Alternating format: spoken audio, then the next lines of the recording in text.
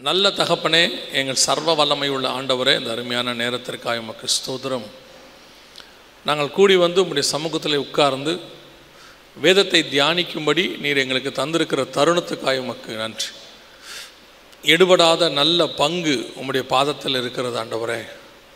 அங்கே உட்கார்ந்து உம்முடைய வாயின் வார்த்தைகளை கேட்கிறவர்களுக்கு எடுபடாத அந்த நல்ல பங்கு கிடைக்கிறது என்று சொல்லி பார்க்கிறோம்.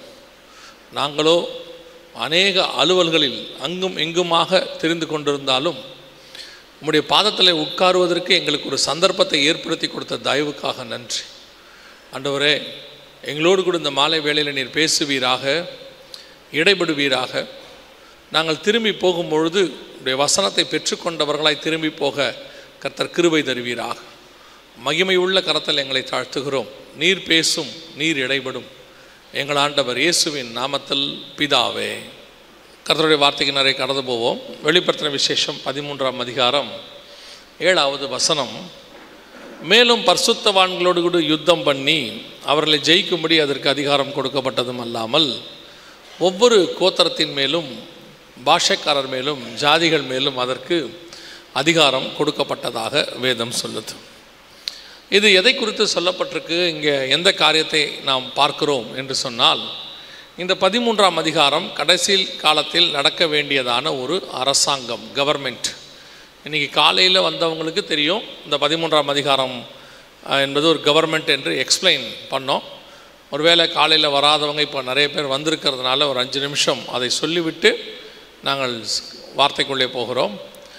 13ஆம் அதிகாரம் 1வது வசனத்தை நீங்கள் வாசிக்கும் பொழுது, பின்பு நான் கடற்கரை மணல் மேல் நின்றேன். அப்பொழுது சமுத்திரத்திலிருந்து ஒரு மிருகம் எழும்பி வர கண்டேன். அதற்கு 7 தலைகளும் 10 கொம்புகளும் இருந்தன. அந்த கொம்புகளின் மேல் தூஷணமான நாமங்கள் இருந்தன அப்படின்னு வசனம் இருக்குது. வெளிப்படுத்தல் 13:1. பொதுவாக இந்த வெளிப்படுத்தின விசேஷம், அதுக்கு ஏன் விசேஷம்ன்றதுக்கு ஒரு பேர் இருக்குது அப்படின்னு கேட்டிங்கன்னா, அந்த புக்கு கொடுக்கப்பட்ட மெத்தடே வேறு. இப்போ நீங்கள் சுவிசேஷங்களை படிக்கும்போது நேரடியாக அதை படிக்க முடியும், அதில் என்ன சொல்லியிருக்குன்னு புரிஞ்சுக்கலாம். தியானிக்கும் போது அதுக்கு பின்னாடி இருக்கிற மறைபொருள் கிடைக்கும். ஆனால் நேரடியாக படிக்கும்போது ஒரு காரியத்தை நீங்கள் புரிந்து கொள்ள முடியும். நிருபங்களும் அப்படித்தான். நிருபங்களும் நேரடியாக எழுதப்பட்டிருக்கு. ஆனால் வெளிப்படுத்தின விசேஷம் எழுதப்பட்ட மெத்தட் என்னென்னா, ஒரு வகையான ஓமை, நார்மல் ஓமை கூட கிடையாது. ஓமைனா ஆங்கிலத்தில் பேரபிள் அப்படின்னு சொல்லுவாங்க. அந்த நார்மல் ஓமைனா என்னென்னா, நேற்று பார்த்தோம் பாருங்கள், அத்தி மரத்தினால் ஒரு ஓமையை கற்றுக்கொள்ளுங்கள். இப்போ அத்தி மரம் இருக்குது, நம்ம கண்ணுக்கு முன்னாடி அத்தி மரம்னு ஒன்று இருக்குது. அதை வச்சு ஆண்டவர் எக்ஸ்பிளைன் பண்ணுறார். விதை விதைக்கிறவனுடைய ஓமை அப்படின்னா, விதை விதைக்கிறதுன்னு ஒன்று இருக்குது, நம்ம பார்க்க முடியும் கண்ணில். அதை வச்சு ஒரு சத்தியத்தை அல்லது ஒரு ரகசியத்தை வெளிப்படுத்துகிறார். ஆனால் இது இந்த வெளிப்படுத்துகிற விசேஷத்தில் சொல்லப்பட்டிருக்கிற மேஜர் விஷயங்கள் பார்த்திங்கன்னா, உலகத்திலே அப்படி ஒன்று இருக்காது. அதை நமக்கு சொல்லி அதன் மூலமாக ஒரு ரகசியத்தை வெளிப்படுத்துவார். உதாரணமாக இப்போ நீங்கள் 13:1 வாசிச்சிங்க இல்லையா, நான் ஏன் இப்போ கொஞ்சம் எக்ஸ்பிளைன் பண்ணி எடுக்கிறேன் அப்படின்னா, அதுக்கு 2 ரீசன். ஒன்று, காலையில் நீங்கள் வரல. இன்னொன்று, காலையில் வந்தவங்கக்கிட்ட நான் ஒன்று பார்த்தேன். என்னென்னா, இந்த வேதத்தை தியானிக்கிறதுல அவங்களுக்கு ஒரு இன்ட்ரெஸ்ட் இருக்குது. உட்காந்து அப்படியே அவங்க உட்காந்து நல்லா வசனம் கேட்டாங்க. அது மட்டும் இல்லாமல் டவுட்ஸ் எல்லாம் கேட்டாங்க. அவங்க கேட்ட டவுட்டெல்லாம் நல்ல ஒரு வேல்யூபிள் டவுட். அது என்ன வேல்யூபிள் டவுட்டுன்னு கேட்குறீங்களா? சில சர்ச்சில் டவுட் கேட்பாங்க. அந்த டவுட்டெல்லாம் அவங்க கேட்கும் போதே அவங்களுடைய ஸ்பிரிச்சுவல் ஸ்டாண்டர்ட் தெரிஞ்சிடும் நமக்கு. சரியா? காயினுக்கு ஒய்ஃப் எங்கேருந்து வந்துச்சுன்னு கேட்பாங்க. அவருக்கு ஒய்ஃப் எங்கேருந்து வந்தால் நமக்கு என்ன, அவர் வாழ்ந்துட்டு போயிட்டார். இப்போ நமக்கு அவர் ஒய்ஃப் வந்த விஷயம் தெரிஞ்ச வேண்டிய அவசியமா? சில இடத்துல கேட்பாங்க, வாலிபர் கூட்டத்தில் லவ் பண்ணலாமா பண்ணக்கூடாதா அப்படிம்பான். பண்ணக்கூடாதுன்னு அவனுக்கே தெரியும். இவர் ஏதாவது ஒரு வாய்ப்பு கொடுப்பாரா, எக்ஸாம்பிள் சொல்லி ஏதாவது பண்ணிக்கலான்னு சொல்லுவாரான்னு எதிர்பார்ப்பான். இதெல்லாம் அவங்களுடைய ஸ்பிரிச்சுவல் ஸ்டாண்டர்ட். ஆனால் இங்கே இன்றைக்கி கேட்ட கேள்விகள் எல்லாமே ரொம்ப டீப்பாக இருந்தது. 11ஆம் அதிகாரம், 14ஆம் அதிகாரம், 7ஆம் அதிகாரத்தில் உள்ளதான காரியங்கள் எல்லாம் கேட்டாங்க. ரொம்ப நல்லா இருந்துச்சு. அதனால தான் இதை உங்களுக்கு எக்ஸ்பிளைன் பண்ணால் நல்லாயிருக்கும். நீங்கள் இதே மாதிரி வெளிப்படுத்தின விசேஷம் முழுக்க படிக்கலாம். இப்போ பாருங்கள், 13ஆம் அதிகாரம் 1ஆம் வசனத்தில் நீங்கள் பார்த்தீங்க இல்லையா, நம்ம வாசித்த வசனத்தில், சமுத்திரத்திலிருந்து ஒரு மிருகம் எழும்பி வர கண்டேன். அதற்கு 7 தலைகளும் 10 கொம்புகளும் இருந்தன. அப்படி ஒரு மிருகம் என்ன கிடையாது, சமுத்திரத்தில் கிடையாது. அப்படி ஒரு மிருகமே நீங்கள் போய் பார்த்தீங்கன்னு சொன்னால், அந்த சமுத்திரத்தில், அதாவது ஓஷனில் இருக்கக்கூடியதான எந்த ஒரு உயிரினமும் இப்படி இருக்காது. 10 தலையோட அல்லது 7 தலையோட 10 கொம்போட அப்படி இருக்காது. அப்படி ஒன்று கிடையவே கிடையாது உலகத்தில். நீங்கள் அதே மாதிரி பைபிளில் இருக்கிற எந்த விஷயத்தையும் பாருங்கள், வெளிப்படுத்தின விசேஷத்தில் மட்டும் பாருங்கள், அதில் உள்ள மேஜர் விஷயங்கள் உலகத்தில் இல்லாத விஷயங்களாக இருக்கும். இப்போ கர்த்தர் என்ன செய்கிறாரு, இல்லாத ஒரு விஷயத்தை சொல்லி அதன் மூலமாக நமக்கு ஒரு ரகசியத்தை சொல்லுகிறார். அதுதான் வெளிப்படுத்தின விசேஷத்தினுடைய ஸ்பெஷாலிட்டி. மற்ற எல்லா புக்கிலையும் இருக்கிற பேரபிள் உலகத்தில் இருக்கும். நான் சொன்ன மாதிரி, ஏற்கனவே சொன்ன மாதிரி, சில விஷயங்கள் எல்லாமே ஒலிவ மரம், திராட்சை செடி, இதெல்லாம் பூமியில் இருக்குது. இதை வச்சுக்கிட்டு ஆண்டவர் நமக்கு ஒரு ரகசியத்தை சொல்லி கொடுக்குறார். ஆனால் வெளிப்படுத்தின விசேஷத்தில் உள்ளது உலகத்திலே கிடையாது. அதை வச்சுக்கிட்டு இப்போ உங்களுக்கு அதுவே புரியாது. இப்படின்னாங்க, இப்படி இல்லாத ஒரு விஷயம் புதுசாக இருக்குது, 7 தலை 10 கொம்போட ஒரு மிருகமா அப்படின்னு கேட்டிங்கன்னு சொன்னால் இருக்குது. அது அப்படி ஒன்று சொல்கிறார் இயேசு. அதை வச்சுக்கிட்டு ஒரு ஓமையை நமக்கு சொல்கிறார். ஓமைனா ரகசியம்னு காலைல பார்த்தோம். மத்தேயு 13:9-10 ஓமை என்றால் ரகசியம் என்று இருக்கிறது. ஸோ இப்போ நம்ம அதை தான் பார்க்க போகிறோம். அதன் மூலமாக இந்த கடைசி காலத்தில் நடக்கிற ஒரு சம்பவத்தையும் நம்மோடு கூட இடைப்பட்டு கொண்டிருக்கிற ஒரு சம்பவத்தையும் பார்த்துட்டு தான் இந்த கூட்டத்தை நம்ம முடிக்க போகிறோம். இப்போ ஒரு எக்ஸ்ப்ளனேஷன் 13:1, பின்பு நான் கடற்கரை மணல் மேல் நின்றேன் அப்படின்னா என்ன அர்த்தம்? நல்ல வேதம் விரும்புகிறவங்க, தியானிக்கணும்னு விரும்புகிறவங்க அடுத்த 10 நிமிஷத்தை நல்லா கவனிங்க. நீங்கள் இதே மாதிரி வெளிப்படுத்தின விசேஷம் முழுக்க தியானிக்கலாம். தியானிக்கும் போது உங்களுக்கு இப்போ நம்ம எக்ஸ்பிளைன் பண்ணுற மாதிரியே நிறைய ரகசியங்கள் கிடைக்கும். சரியா? கவனிங்க. பின்பு நான் கடற்கரை மணலில் மேல் நின்றேன். கடற்கரை மணல் என்றால் என்ன? அதாவது பைபிளில் ஒவ்வொன்றுத்துக்கு பின்னாடியும் ஒரு சீக்ரெட் இருக்குது, நம்ம பார்த்தோம் இல்லையா?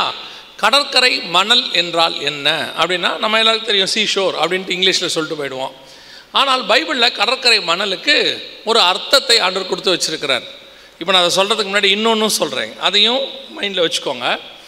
வெளிப்படுத்தின விசேஷமோ பைபிள் முழுக்கவோ எதை படித்தாலும் நீங்கள் யூகிக்காதீங்க, அசியூம் பண்ணாதீங்க. இதுவாக இருக்குமோ அதுவாக இருக்குமோன்னு சொல்லி என்ன செய்யாதீங்க, அசியூம் பண்ணாதீங்க. ஏன் அசியூம் பண்ணாதீங்க அப்படின்னா, இந்த பைபிள் முழுக்க ஆவியானவரால் எழுதப்பட்டது. நாம் மாம்சத்திலிருந்து தியானிக்கிறோம். ஆவிக்கும் மாம்சத்துக்கும் எப்பவுமே என்ன இருக்கும், ஒரு போராட்டம் இருந்துகிட்டே இருக்கும். நமக்கு படிக்க படிக்க நம்ம மைண்டில் உள்ளது இதாக தான் இருக்குமோன்னு தோணும். நான் சொல்ல உங்களுக்கு புரியுதா? ஒரு மனுஷன் எனக்கு ஃபோன் பண்ணார். ஃபோன் பண்ணி எங்கிட்ட அவர் கேட்டார், அந்தி கிறிஸ்துங்கிறவன் ஆணாக தான் இருக்கணுமா, பெண்ணாக இருக்க வாய்ப்பு இல்லையா அப்படின்னு கேட்டார். பைபிளில் அந்தி கிறிஸ்துவை அவன் இவன் தான் போட்டிருக்குது. இப்போ நான் சொன்னேன், இல்லை அவன் இவன் தான் போட்டிருக்குது, மேக்சிமம் அவன் ஆணாக இருக்க தான் வாய்ப்பு இருக்குது, ஏன் உங்களுக்கு அந்த சந்தேகம் வந்துச்சுன்னு கேட்டேன். அப்போ அவர் சொன்னார், இல்லை அந்தி கிறிஸ்துவுக்கு பைபிளில் கொடுத்துருக்கிற எல்லா அடையாளமும் என் மனைவி கிட்டையும் இருக்கு. அவன் நடந்துக்கிற விதத்தில் எல்லாம் பார்த்தீங்கன்னா, அவள் அடிக்கிற விதத்துலேருந்து எல்லாமே அது எனக்கு ஒத்து போகுது, ஒருவேளை இவளா தான் இருப்பாளோன்னு எனக்கு ஒரு சந்தேகம் வந்துச்சு அப்படின்னு சொன்னார். இதுதான் அசம்ஷன். புரியுதா உங்களுக்கு? யோசிக்க தொடங்கிட்டோம்னா இப்படி யோசிக்க தொடங்கிடுவோம். அதனால் நீங்கள் எதை யோசித்தாலும் யோசிக்காமல் இதுக்கான விளக்கம் பைபிள்லேயே இருக்கும். வெளிப்படுத்தின விசேஷத்துக்கான தேவையான எல்லா விளக்கமும் பைபிள்லேயே இருக்கும். இப்போ பாருங்கள், நான் கடற்கரை மணல் மேல் நின்றேன். கடற்கரை மணல்னா என்ன அப்படின்னு கேட்டிங்கன்னா, ஓசியாவின் புஸ்தகம் யாராவது எடுத்து வாசிங்க, பைபிள் வாசிக்கிறவங்க. ஓசியாவின் புஸ்தகம் 1ஆம் அதிகாரம் 10வது வசனத்தை வாசிங்கள். 1:10. அப்போ கடற்கரை மணல்னா யாரை குறிக்குது? இஸ்ரவேல் புத்திரரை குறிக்கிறது. இப்போது நான் கடற்கரை மணல் மேல் நின்றேன் அப்படின்னா அதோட அர்த்தம் என்னென்னா, தீர்க்கதரிசி எங்கே நிற்கிறாரு? இஸ்ரவேல் மத்தியிலே நின்றேன், இஸ்ரவேல் புத்திரர் மத்தியிலே நின்றேன். சமுத்திரத்திலிருந்து ஒரு மிருகம் வந்தது. சமுத்திரம் என்றால் என்ன வாசிங்க. ஒவ்வொன்றுத்துக்கும் பைபிளில் விளக்கம் இருக்குது. இது எதுவுமே அசியூம் கிடையாது, யூகிக்க கிடையவே கிடையாது. சமுத்திரம் என்றால் என்ன வாசிங்க. வெளிப்படுத்தல் 17:15 வாசிங்கள். வெளிப்படுத்தல் 17:15. தண்ணீர்களை கண்டாயே அவைகள் அப்போ சமுத்திரம் என்பது எதை குறிக்கிறது? ஜனங்களை குறிக்கிறது. நம்ம சொல்லுவோம் இல்லையா, ஜன சமுத்திரம் அப்படின்றோம் இல்லையா, ஜனங்களை குறிக்கிறது. இப்போ அந்த முதல் லைனுக்கு என்ன அர்த்தம்? நான் இஸ்ரவேல் புத்திரர் மத்தியிலே நின்றேன், ஜனங்கள் மத்தியிலிருந்து ஒரு மிருகம் எழும்பி வந்தது. மிருகம்னா என்ன? இன்னைக்கு காலையில் கூட பார்த்தோம், வந்தவங்களுக்கு தெரியும். மிருகம் என்றால் தானியேல் புஸ்தகம் 7ஆம் அதிகாரம் 23வது வசனத்தை வாசிங்க. தானியேல் 7:23 வாசிங்க.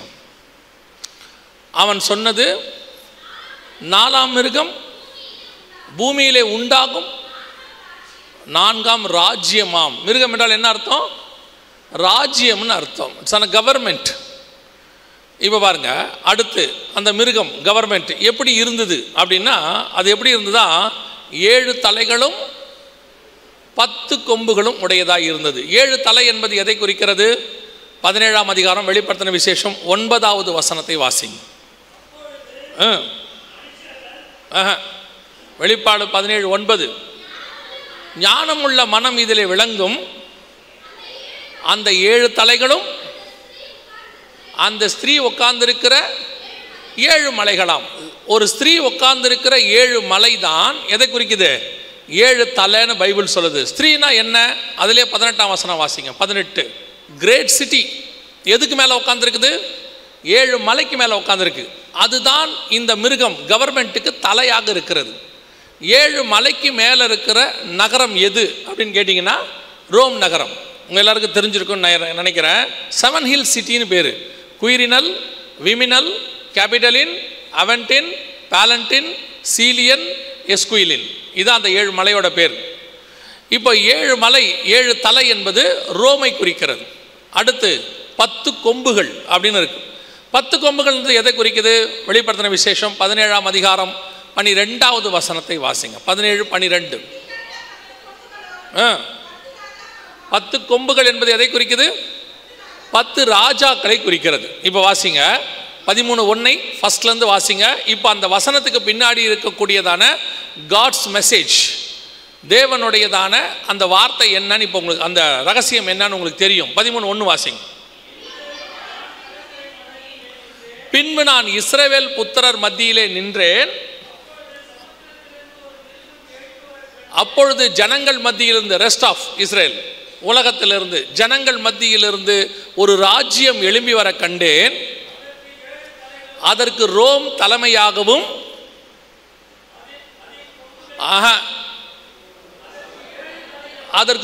தலைமையாகவும் அதோடு 10 ராஜாக்களும் இருந்தார்கள். இதுதான் அதுக்கு பின்னாடி இருக்கிற மெசேஜ். ஒரு வசனத்துக்கு பின்னாடி இருக்கிற மெசேஜ் இதுதான் வெளிப்படுத்தின விசேஷம். இப்படி ஒவ்வொரு வசனத்தையும் நீங்கள் படிக்க முடியும். ஒவ்வொரு வசனத்தையும் படிக்க முடியும். அடுத்த வசனம் அப்படியே இருக்கும். இப்போ நான் எக்ஸ்பிளைன் பண்ண மாட்டேன், பயந்துராதீங்க, இதுலேயே போயிடும் போல அப்படின்னு சொல்லி. அடுத்த வசனம் இருக்கும். நான் கண்ட மிருகம், நான் கண்ட ராஜ்யம் சிறுத்தையை போல் இருந்தது. சிறுத்தைனா என்ன? அதன் கால்கள் கரடியின் கால்களை போல் இருந்தது. கரடினா என்ன? அதன் வாய் சிங்கத்தின் வாயை போல இருந்தது. சிங்கம்னா என்ன? அடுத்து வலு சர்ப்பம்னா பிசாசு. பிசாசானது தன் பலத்தையும் தன் சிங்காசனத்தையும் மிகுந்த அதிகாரத்தையும் அதற்கு கொடுத்தது. இப்போ இதுக்கு பின்னாடி ஒரு சீக்ரெட் இருக்கு. இப்படி ஒவ்வொரு வசனத்துக்கு பின்னாடி நீங்கள் வாசிக்கிட்டே வந்தீங்கன்னா தேவன் நமக்கு சொல்ல விரும்புகிற ஒரு மிக முக்கியமான மெசேஜ் உள்ளே இருக்கும். அதனால தான் அதுக்கு பேர் வெளிப்படுத்தின விசேஷம். ஆனால் என்ன, இதை நீங்கள் யூகிக்க முடியாது. டோட்டல் பைபிளையும் படிக்கணும். டோட்டல் பைபிளையும் படித்தா தான் இது உங்களுக்கு தெரியும். இப்போ உங்களுக்கு எப்படி பண்ணியிருக்கிறோன்னு கேட்டிங்கன்னா, எல்லாத்தையும் கலெக்ட் பண்ணி ஒரு வசனத்தை, அதுக்கான விளக்கத்தை நாங்கள் இத்தனை வருஷம், ஏறக்குறைய ஒரு 20 வருஷம்னு வச்சுக்கோங்களேன் இந்த மினிஸ்ட்ரி, அதில் வரக்கூடியதான ஒரு விஷயத்தை உங்களுக்கு சொல்லியிருக்கிறோம். இதே மாதிரி நீங்கள் ஒவ்வொரு வசனத்தையும் பைபிள்லேருந்து தியானிக்கலாம். ஆண்டவர் உங்களுக்கு சொல்லிக் கொடுப்பார். ஸோ இதுதான் வெளிப்படுத்தின விசேஷம் படிக்கிற முறை. காலையில் ஒருத்தர் கேட்டாங்க, பைபிள் படிக்கிற முறையோ வெளிப்படுத்தின விசேஷம் படிக்கிற முறையோ எங்களுக்கு என்ன, அது சொல்லி தருவீங்களா அப்படின்னு கேட்டாங்க. யாராவது இருக்கிறீங்களா அப்படி கேட்டவங்க? காலையில் அந்த கேள்வி கேட்டவங்க இருக்கிறீங்களா? இல்லை. சரி, ஓகே. காலையில் ஒருத்தர் அந்த கேள்வி கேட்டாங்க, வெளிப்படுத்துகிற விசேஷத்தை எப்படி படிக்கிறது அப்படின்னு. இதுதான் படிக்கிற மெத்தட். இதுக்கு அறிவோ ஞானமோ படிப்போ எதுவுமே தேவையில்லை. இன்ட்ரெஸ்ட், தேவ ஆவியினால் நடத்தப்பட்டீங்கன்னா போதும். ஆவியானவர் உங்களுக்கு சொல்லிக் கொடுக்க வல்லமை உள்ளவராக இருக்கிறார். இன்னைக்கு நாம் இன்னைக்கு பாடத்துக்கு போக போகிறோம். அப்போ அந்த 7வது வசனம் என்ன சொல்லுது? மேலும் பரிசுத்தவான்களோடு யுத்தம் பண்ணி அவர்களை ஜெயிக்கும்படி அதற்கு அதிகாரம் கொடுக்கப்பட்டதும் அல்லாமல் ஒவ்வொரு கோத்திரத்தின் மேலும், பாஷைக்காரர் மேலும், ஜாதிகள் மேலும் அதற்கு அதிகாரம் கொடுக்கப்பட்டது. அது அப்படின்னா மிருகம். மிருகம்னா 13ஆம் அதிகாரத்தில் மிருகம்னா ராஜ்யம், கவர்மெண்ட். வாசிச்சோம்ல இப்போ தானே. அப்போ 7ஆம் வசனத்தை எப்படி படிக்கலாம்? மேலும் பரிசுத்தவான்கள்னா இயேசுவின் ரத்தத்தால் கழுவப்பட்டவர்கள் அல்லது நியாயப்பிரமாண கால பரிசுத்தவான்கள், 2 பேரும் பரிசுத்தவான்கள் தான். இதை பற்றியும் காலையில் நம்ம பார்த்தோம். அந்த இடத்துல சொல்லப்பட்டிருக்கிறது யாருன்னு கேட்டிங்கன்னா 7 ஆண்டு கால உபத்திரவ காலத்தில் இருக்கக்கூடியதான அந்த நியாயப்பிரமாண கால பரிசுத்தவான்கள். இன்னும் கொஞ்சம் தெளிவாக சொல்லணும்னா இஸ்ரவேலில் இருக்கிற ஊழியக்காரங்க. மேலும் பரிசுத்தவான்களோடு யுத்தம் பண்ணி அவர்களை ஜெயிக்கும்படி அதற்கு அதிகாரம் கொடுக்கப்பட்டது. அந்த கவர்மெண்ட் அதிகாரம் கொடுக்கப்பட்டது. அது மட்டும் இல்லாமல் வெறும் இஸ்ரவேலில் இருக்கிற பரிசுத்தவான்களை மட்டும் இல்லை, மேலும் எல்லா பாஷைக்காரர் மேலும் ஜாதிகள் மேலும் அதற்கு என்ன கொடுக்கப்பட்டது? அதிகாரம் கொடுக்கப்பட்டது. இதுக்கு அர்த்தம் என்ன அப்படின்னா, உலகம் முழுக்க ஆளுகை செய்ய போகிற ஒரு கவர்மெண்ட் வரப்போகுது. இதுக்கு பேர் ஒன் வேர்ல்டு கவர்மெண்ட்டுன்னு பேர். ஒன் கவர்மெண்ட், ஒரு அரசாங்கம் அப்படின்னு சொல்லுவாங்க. இந்த ஒன் வேர்ல்டு கவர்மெண்ட் அப்படின்னா என்னங்க? இது உலகம் முழுக்க எப்படி ஒரு ஆட்சி நடக்குமா அப்படின்னு கேட்டிங்கன்னா, ஒரு 100 வருஷத்துக்கு முன்னாடி வரைக்கும் நடந்திருக்குது. 100-150 வருஷத்துக்கு முன்னாடி வரைக்கும் அப்படி ஒன்று நடந்திருக்குது. ஆரம்பித்தது எங்கே அப்படின்னு கேட்டிங்கன்னா, ஆதியாகமம் 11 பாபிலோனில். அவங்க பாபேல் என்கிறதான ஒரு கோபுரத்தை கட்டினார்கள். ஞாபகம் இருக்குதா? அவங்க எல்லாரும் ஓர் இடத்தில் நாம் ஒன்றாக இருப்போம், ஒரு கோபுரத்தை கட்டுவோம், ஒரே இடத்துல நம்ம எல்லாமே செய்வோம், பூமி எங்கும் சிதறி போகாதபடிக்கு ஒன்னஸ் அப்படின்னு இருக்கு. ஆண்டவர் என்ன பண்ணுறாரு? அப்படி இருக்கக்கூடாது. இவங்க ஒன்றா இருந்தால் என்ன பண்ணிடுறாங்கன்னா, வேறொரு கோபுரத்தை கட்டிடுறாங்க. கோபுரம்னா பாபேல் கோபுரத்தை கட்டிடுறாங்க. ஆனால் வேதத்தை பொறுத்த வரைக்கும் தேவன் தான் கோபுரமாக இருக்கிறார். ஏசாயா தீர்க்கதரிசன புஸ்தகம் 5ஆம் அதிகாரம் 2ஆம் வசனத்தில், மகா செழிப்பான என் நேசருக்கு மகா செழிப்பான மேட்டிலே ஒரு திராட்சை தோட்டம் உண்டு, அவர் அதை சுற்றிலும் வேலி அடைத்து அதில் உள்ள கற்களை பொறுக்கி கிளை நறுக்கி அதில் ஒரு ஆலையை உண்டு பண்ணி அதில் ஒரு கோபுரம் கட்டி அப்படின்னு இருக்குதா? 5:2 கோபுரம் கட்டி அப்படின்னா என்ன அர்த்தம்னா, திராட்சை தோட்டம்னா சபை, அதில் உள்ள கோபுரம் அப்படின்னா டவர், ஜீசஸ் கிரைஸ்ட்டை குறிக்குது. அவர் வழியாக தான் நம்ம பரலோகத்துக்கு போக முடியும், அதான் டவர். அவர் தான் நமக்கு வாட்ச் டவர், அவர் தான் நமக்கு கலங்கரை விளக்கம், அவர் தான் நமக்கு லைட். ஸோ அந்த டவருங்கிறது கிரைஸ்ட். இவங்க என்ன பண்ணுறாங்க? பாபேலில் ஆல்டர்னேட் டவர் கட்டுறாங்க. ஆல்டர்னேட் டவர்னா அவருக்கு பதிலாக, கிரைஸ்டுக்கு பதிலாக ஆராதிக்கிற வேறொரு காரியம், வேறொரு முறைமை, வேறொரு வர்ஷிப், வேறொரு காரியத்தை கொண்டு வராங்க. அதை எப்படி கொண்டு வராங்க? எல்லாரும் வேர்ல்டு ஃபுல்லாக சேர்ந்து one god, one kingdom, one language எல்லாத்தையும் கொண்டு வராங்க. இதுதான் பாபேலில் ஏற்பட்டது. ஆண்டவர் பார்த்தாரு, இல்லை இது சரி வராது, இவங்க இப்படி பண்ணக்கூடாது அப்படின்னு சொல்லிட்டு, அப்படி இருக்கிறதுக்கு என்ன காரணம் அப்படின்னு பார்த்தா, இவங்களுக்குள்ள ஒரே லாங்குவேஜ் இருக்குது, இதையெல்லாம் பாஷையை தாறுமாறாக்கி விட்டுட்டோம்னா இவங்களுக்குள்ள அந்த ஒன்னஸ் வராது. அதுக்கு பிறகு அவங்க அந்த வேலையை செய்ய மாட்டாங்க, ஒன் வேர்ல்டு கவர்மெண்ட்டை செய்ய மாட்டாங்க அப்படின்னு சொல்லி தான் ஆண்டவர் அவங்கள சிதறி போக பண்ணினார். வேர்ல்டு வைட் சிதறி போக பண்ணிட்டார். அன்னைக்கு இந்த மாதிரி கண்டங்கள் கிடையாது, பிரிஞ்சிருக்கிற கண்டங்கள் கிடையாது. அது ஏபேர் காலத்தில் வந்தது. ஏபேருக்கு 2 குமாரர் பிறந்தார்கள். ஒருவனுக்கு பேலேகு என்று பெயர். 10:35-25 ஆதியாகமத்தின் புஸ்தகம். அப்பொழுது பூமி பகுக்கப்பட்டது, the earth was divided அப்படின்னு இருக்கும். ஸோ பூமி கண்டங்கள் அப்புறமா தான் பிரிக்கப்பட்டது. ஸோ இந்த பாபேல் கோபுரம் காலத்தில் இவங்க எல்லாம் சிதறி போயிட்டாங்க. சிதறி போனாங்களே ஒழிய இந்த ஒன் வேர்ல்டு கவர்மெண்ட் அப்படிங்கிறதான சிந்தனை அவர்களுக்குள் இருந்துச்சு. அதுக்கப்புறம் தான் பிசாசு இதை எல்லாத்தையும் அந்த காலத்தில் இருந்து வேர்ல்டு ஃபுல்லாக ஒன் வேர்ல்டு கவர்மெண்ட் கொண்டு வரணும் அப்படின்னு முயற்சி பண்ணுறான். ஏன்னா பிசாசுடைய சுபாவமே என்னன்னு கேட்டிங்கன்னா, ஆண்டவர் ஒரு காரியத்தை செய்ய வேணான்னார்னா செய்ய வைப்பான். உதாரணமாக பழம் சாப்பிடாத அப்படின்னா சாப்பிட வைப்பான். அவர் ட்ரெஸ்ஸு போடாமல் படைச்சா இவன் என்ன பண்ணுவான்? ட்ரெஸ்ஸு போட வைப்பான். அத்தி இலையில் ஒரு ஆடை சரின்ட்டு ஆண்டவர் ட்ரெஸ்ஸு போடுவார். ட்ரெஸ்ஸு போட்டால் இவன் ட்ரெஸ்ஸு இல்லாமல் போக பண்ணுவான். அது ஒரு ஃபேஷன். இப்போ ஆண்டவர் ட்ரெஸ் இல்லாத காலத்தில் இவன் ட்ரெஸ்ஸு போட வச்சான். ஆண்டவர் ட்ரெஸ்ஸு போட்ட காலத்தில் இவன் ட்ரெஸ்ஸை கழட்ட வைப்பான். இவன் வேலையே என்னென்னா ஆண்டவருக்கு அகெயின்ஸ்டாக செய்கிறது. எல்லாத்துலேயும் எது ஒன்றிலும் ஆண்டவர் என்ன சொல்கிறாரோ அதுக்கு ஆப்போசிட்டாக செய்ய வைக்கிறது தான் பிசாசுடைய வேலை. ஸோ இந்த one world government against to god ஏன் அப்படின்னு கேட்டிங்கன்னா, இந்த ஒன் வேர்ல்டு கவர்மெண்ட்டுங்கிறத கிரைஸ்ட்டு தான் பூமியில் பண்ணணும். 1000 வருட அரசாட்சி நம்ம சொல்கிறோம், மில்லேனியம்னு சொல்லுவோம். அது இயேசு கிறிஸ்துவின் மூலமாக ராஜ்யம் பூமிக்கு வரணும். அதனால தான் நம்ம என்ன சொல்லி ஜெபம் பண்ணுறோம்? பரமண்டல ஜெபத்தை எப்படி சொல்கிறோம்? உம்முடைய ராஜ்யம் பரலோகத்தில் செய்யப்படுவது போல பூமியிலும் செய்யப்படுவதாக. அந்த ஒன் வேர்ல்டு கவர்மெண்ட், உலகம் முழுக்க ஒரு கிங் இயேசு இருப்பார்.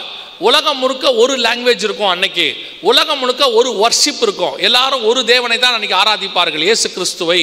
ஜனங்கள் அத்தனை பேரும் ஒன்னஸோட இருப்பாங்க. அதனால தான் இயேசு சொல்வார், ஏசாயா 11 வாசிச்சு பார்த்தீங்கன்னா அந்த மில்லியனம் எப்படி இருக்கும்னு எழுதுவார்.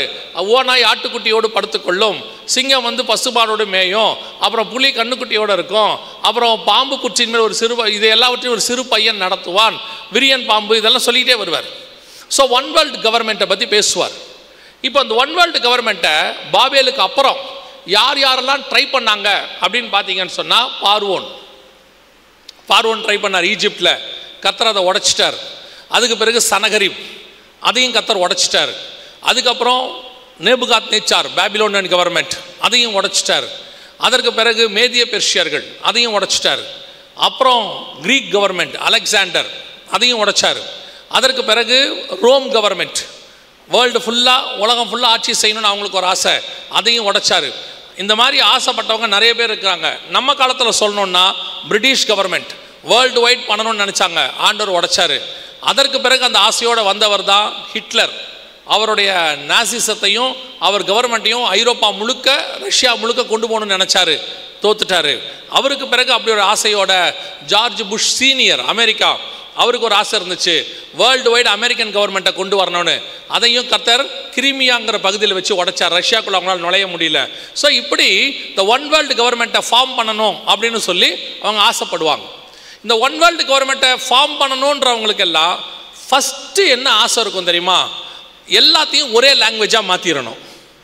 ஏன் அப்படின்னு கேட்டால், ஒரு லாங்குவேஜாக மாற்றினா தான் அத்தனை பேருக்குள்ளேயும் கம்யூனிகேஷன் கன்வே பண்ண முடியும், அவங்களுடைய தாட்ஸ் என்ன பண்ண முடியும், கன்வே பண்ண முடியும். ஸோ என்ன பண்ணுவாங்க, ஒரு லாங்குவேஜாக மாற்றுவாங்க. இப்போ உதாரணத்துக்கு, இப்போது பார்வோன் யோசேப்பு உள்ளே வந்துட்டார்.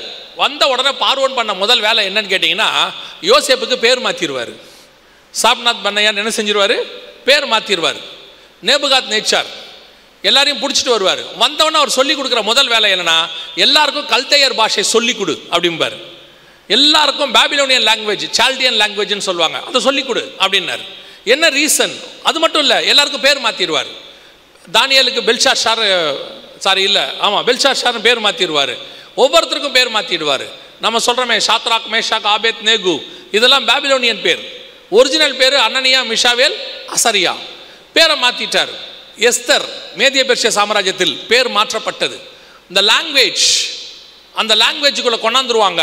ரோம சாம்ராஜ்யம் வரும்போது ரோம பேர் வைக்கப்பட்டது, கிரேக்க சாம்ராஜ்யம் வரும்போது கிரேக்க பேர். இப்போ உங்களுக்கு தெரியும், நீங்கள் எல்லாரும் மெடிக்கல் டிபார்ட்மெண்ட்டில் இருக்கிறீங்க. இந்த மெடிக்கல் டிபார்ட்மெண்ட்டில் இருக்கிறவங்க எல்லாருக்குமே தெரியும், எலும்பு அப்படின்னு தமிழில் சொல்கிறோம், இங்கிலீஷில் அதுவே மெடிக்கலாக சொன்னால் ஆர்த்தோ. ஆமாம் தானே, ஆர்த்தோ தானே. நமக்கு இருதயம் சொல்கிறோம், இதுவே இங்கிலீஷில் ஹார்ட், அதுவே கிரீக்கில் இது மெடிக்கலி சொன்னால் கார்டியோ, அப்படி தானே சொல்கிறீங்க, கார்டியாலஜி சொல்கிறீங்க தானே.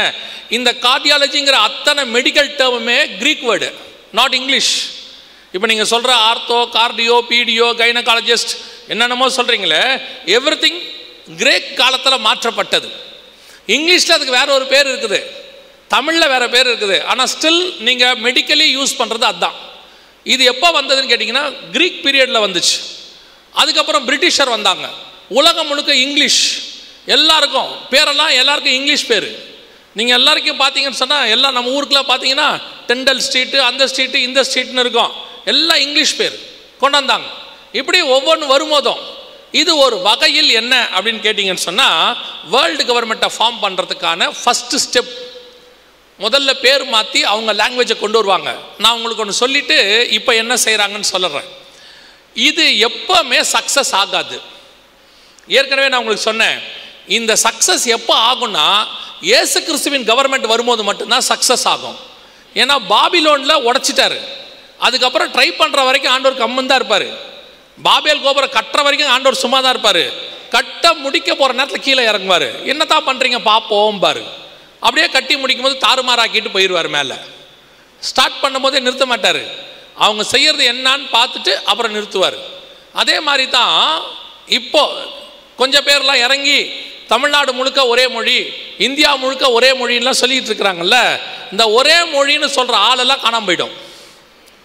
இது எப்பவுமே நடக்கும். இந்த ஒரே மொழின்னு சொல்றவங்க காணாம போயிடுவாங்க. அவங்கவுங்களுக்கு அவங்கவுங்க மொழி, அது கர்த்தர் பிரித்தது. ஒரு விஷயத்தை நல்லா புரிஞ்சு வச்சுக்கோங்க, உங்கள் எல்லாருக்கும் நல்லா தெரிஞ்சது, ஆனால் நீங்கள் அதை ஞாபகம் வச்சுருப்பீங்களான்னு தெரியாது. கர்த்தர் இணைத்ததை மனுஷன், இது எப்போ சொன்னீங்க ஞாபகம் இருக்குதா? ஆபத்து காலத்தில் சொல்லியிருப்பீங்க இல்லையா? அந்த டைலாக் எப்போ சொன்னீங்க ஞாபகம் இருக்குதா? கர்த்தர் இணைத்ததை மனுஷன் பிரிக்காதிருப்பானாக சொல்லியிருக்கீங்கல்ல. இன்னொன்னையும் கற்றுக்கோங்க, கர்த்தர் பிரித்ததை மனுஷன் இணைக்காதிருப்பானாக. அது என்னங்க பிரிச்சாரு அப்படின்னு பார்த்தா, ஆதியாகமம் 1ஆம் அதிகாரத்துலேருந்து ஆதியாகமம் 11ஆம் அதிகாரம் வரைக்கும் 7 காரியங்களை கர்த்தர் பிரிச்சிருப்பாரு. இது எல்லாம் பிரிஞ்சு தான் இருக்கணும், இது சேரக்கூடாது. சேர்ந்துச்சுன்னா ஆபத்து வந்துடும். இருளையும் வெளிச்சத்தையும் வெவ்வேறாக பிரித்தார். வானத்துக்கு மேலுள்ள தண்ணீரையும் கீழுள்ள தண்ணீரையும் வெவ்வேறாக பிரித்தார். பூமியில் உள்ள தண்ணீரையும் லேண்டையும் வெவ்வேறாக பிரித்தார். மனுஷனையும் மனுஷியையும் வெவ்வேறாக பிரித்தார். அதாவது மாம்சத்தின் நான் சொல்றது சரீரத்தை வெவ்வேறாக பிரித்தார். அடுத்து மனுஷனையும் தோட்டத்தையும் பிரித்தார். அப்புறம் லேண்டை பிரிப்பார், கண்டங்களாக தீவுகளாக பிரித்தார். கடைசியா பாஷைகளை பிரித்தார். 7 பிரிவினை இருக்கும். இந்த 7ம் பிரிஞ்சு தான் இருக்கணும். சேர்ந்துச்சுன்னா கஷ்டம். மனுஷன் 7ஐயும் சேர்க்க தான் ட்ரை பண்ணுவான். ஏன்னா பிசாசு மனுஷனை யூஸ் பண்ணி என்ன பண்ணுவான்? சேர்க்க ட்ரை பண்ணுவான். அப்படி தான் கண்டத்துக்கு நடுவில் ஃப்ளைட் விடுவாங்க, கப்பல் விடுவாங்க. கொரோனா வந்தோன்னே அவங்களே நிறுத்திடுவாங்க. நம்ம யாரும் எங்கேயும் வர வேணாம், நம்ம என்ன செஞ்சுருவோம், அவங்கவுங்களுடைய கண்டத்திலே இருப்போம்பாங்க. இதுக்கு தான் ஆண்டவர் அப்பயே சொன்னார், அவங்க கண்டத்திலே இருங்கன்னாரு. இல்லை நாங்கள் போவோம், நாங்கள் போங்கன்னாரு. கொரோனா வந்துச்சு, அதுக்கப்புறம் நில்லுங்க. இப்போ திருப்பி போங்கப்பாங்க, திருப்பி கொரோனா மாதிரி இன்னொன்று வரும், நில்லுங்கம்பாங்க. புரியுதா உங்களுக்கு? இது மாதிரி எல்லாத்துலேயுமே இருக்கு. ஸோ இப்போ உலகம் முழுக்க ஒரே மொழி, இந்தியா முழுக்க ஒரே மொழி, இது சக்ஸஸ் ஆகாது. அப்படி ஆகிற நேரத்தில் அவங்க எல்லாம் சக்ஸஸ் பண்ணுறாங்கன்னு நினைக்கிற இடத்துல கர்த்தர் உடைச்சிடுவார். இப்போ கவனிங்க, இப்போ என்ன பண்ணியிருக்கிறாங்க? இப்போ நான் சொல்லக்கூடியது எல்லாமே வேர்ல்டு கவர்மெண்ட், இந்தியன் கவர்மெண்ட் கிடையாது, தமிழ்நாடு கவர்மெண்ட் கிடையாது. நான் பேசுறது ஒன் வேர்ல்டு. சமீபத்தில் இப்படிப்பட்ட காரியங்கள் நிறைய நடக்குது. நீங்கள் பார்த்தீங்களான்னு எனக்கு தெரியாது. எங்கள் கண்ணில் படும், உங்கள் கண்ணில் பட்டுச்சான்னு தெரியாது. இது பார்த்தீங்கன்னு சொன்னால் இந்த மாதிரி காரியங்கள், ஒன் வேர்ல்டு அலையன்ஸ், எங்கே பார்த்தாலும் ஒன் வேர்ல்டுங்கிறது இப்போ வந்துக்கிட்டே இருக்குது உலகம் முழுக்க.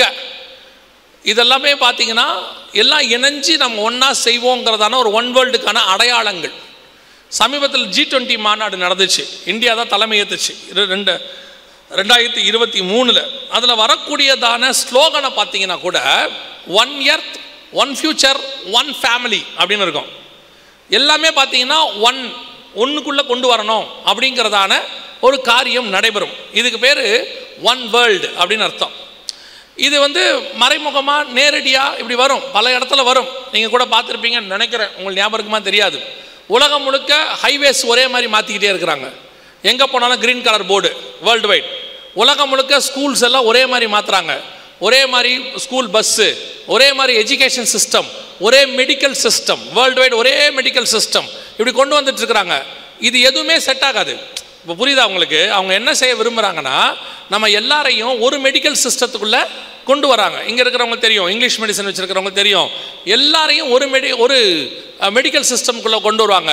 அப்படி கொண்டு வர்றது அவங்க ட்ரை பண்ணுறாங்க, ஃபோர்ஸ் பண்ணுறாங்க. ஆனால் ஒவ்வொரு நாட்டு மக்களுக்கும் ஒவ்வொரு ட்ரைபுக்கும் ஒரு மெடிக்கல் சிஸ்டம் இருக்கு. ஒரு சிலருக்கு சித்தா ஒத்து வரும், ஒருத்தருக்கு ஆயுர்வேதா ஒத்து வரும், ஒருத்தருக்கு ஹோமியோபதி ஒருத்தர் வரும், ஒருத்தருக்கு இங்கிலீஷ் ஒத்து போகும். ஆப்பிரிக்காவில் இருக்கிறவனுக்கு அவன் ட்ரைபுக்குரியது ஒத்து வரும், சைனாவில் இருக்கிறவனுக்கு அவன் ட்ரைபுக்கு இருக்கும். இவங்க என்ன சொல்கிறாங்கன்னா, இல்லை வேர்ல்டு வைடு ஒரே WHO வேர்ல்டு ஹெல்த் ஆர்கனைசேஷன், எல்லாருக்கும் ஒரே மெடிக்கல் சிஸ்டம். ஒரு சின்ன விஷயந்தான், நீங்கள் பார்த்தீங்கன்னா உங்களுக்கு தெரியும், நம்ம அத்தனை பேருக்கும் கைரேகை பார்த்தீங்கன்னா ஆளுக்கு ஒன்று தானே இருக்குது, பாம் அப்படி தானே இருக்குது. நம்முடைய மெடிக்கல் சிஸ்டமும் ஒவ்வொருத்தருக்கும் ஒவ்வொன்று தான்.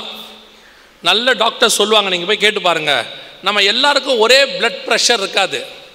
எவ்ரிபடி ஹாவ் 80/120 90/120 80/120 எல்லாருக்கும் 80/120 இருக்கவே. ஒவ்வொருத்தருக்கும் ஒரு ப்ரெஷர் இருக்கு. அதை நீங்கள் அதுக்கு ஒரு சில மெத்தட் இருக்குது, அதை எடுத்து பார்ப்பாங்க. அது சுகர் லெவல் கூட அப்படித்தான், எல்லாருக்கும் ஒரே சுகர் லெவல் இருக்கணும்னு இவங்க நினைக்கிறாங்க. 140 இருக்கணும், 90/140 அப்படின்னு இவங்க ஃபிக்ஸ் பண்ணுறாங்க. 90/140 ஏன் நீங்கள் ஃபிக்ஸ் பண்ணுறீங்கன்னா, WHO சொல்லியிருக்கு. இப்போ இருக்க நிலைமையில் நம்ம எல்லாருக்கும் 90/140. இதே WHO தான் ஒரு 30 வருஷத்துக்கு முன்னாடி எல்லாருக்கும் 200 இருக்கலாம்னு சொல்லிச்சு.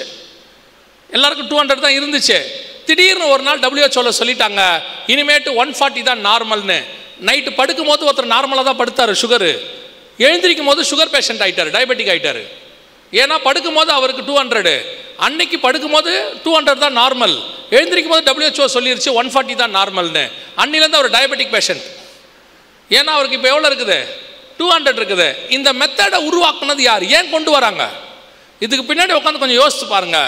ஒவ்வொருத்தருக்கும் ஒரு ப்ரெஷர் லெவல் இருக்கும். எல்லாரும் பர்ஃபெக்டாக 90 120 மாற்றுறாங்க, அப்படி கொண்டு வராங்க. கொஞ்சம் அதிகமாக இருந்த உடனே சொல்லிடுவாங்க, நீங்கள் ஒரு டேப்லெட் போடுங்க, நார்மல் ஆயிருமா? ஆகாது. போட்டுக்கிட்டே இருங்க. எப்போ வரைக்கும்? சாவர வரைக்கும், லைஃப் லாங். அதாவது ஏன் ப்ரெஷர் லெவலை அவங்களோட கவுண்ட்டுக்கு மாற்றுறாங்க, அவங்க சொல்கிற கவுண்ட்டுக்கு கொண்டு வராங்க. இது உங்களுக்கு எவ்வளோ புரியுதுன்னு தெரியாது. நீங்கள்லாம் மெடிக்கல் அறிவு உள்ளவங்க, உங்கள் மெடிக்கல் அறிவு எனக்கு கிடையாது. ஆனால் ஒன்று மட்டும் எனக்கு தெரியும், நம்ம அத்தனை பேருக்குமே ஒரே சுகர் லெவல் கிடையாது, ஒரே பிபி லெவல் கிடையாது, ஒரே பல்ஸ் ரேட் இருக்காது.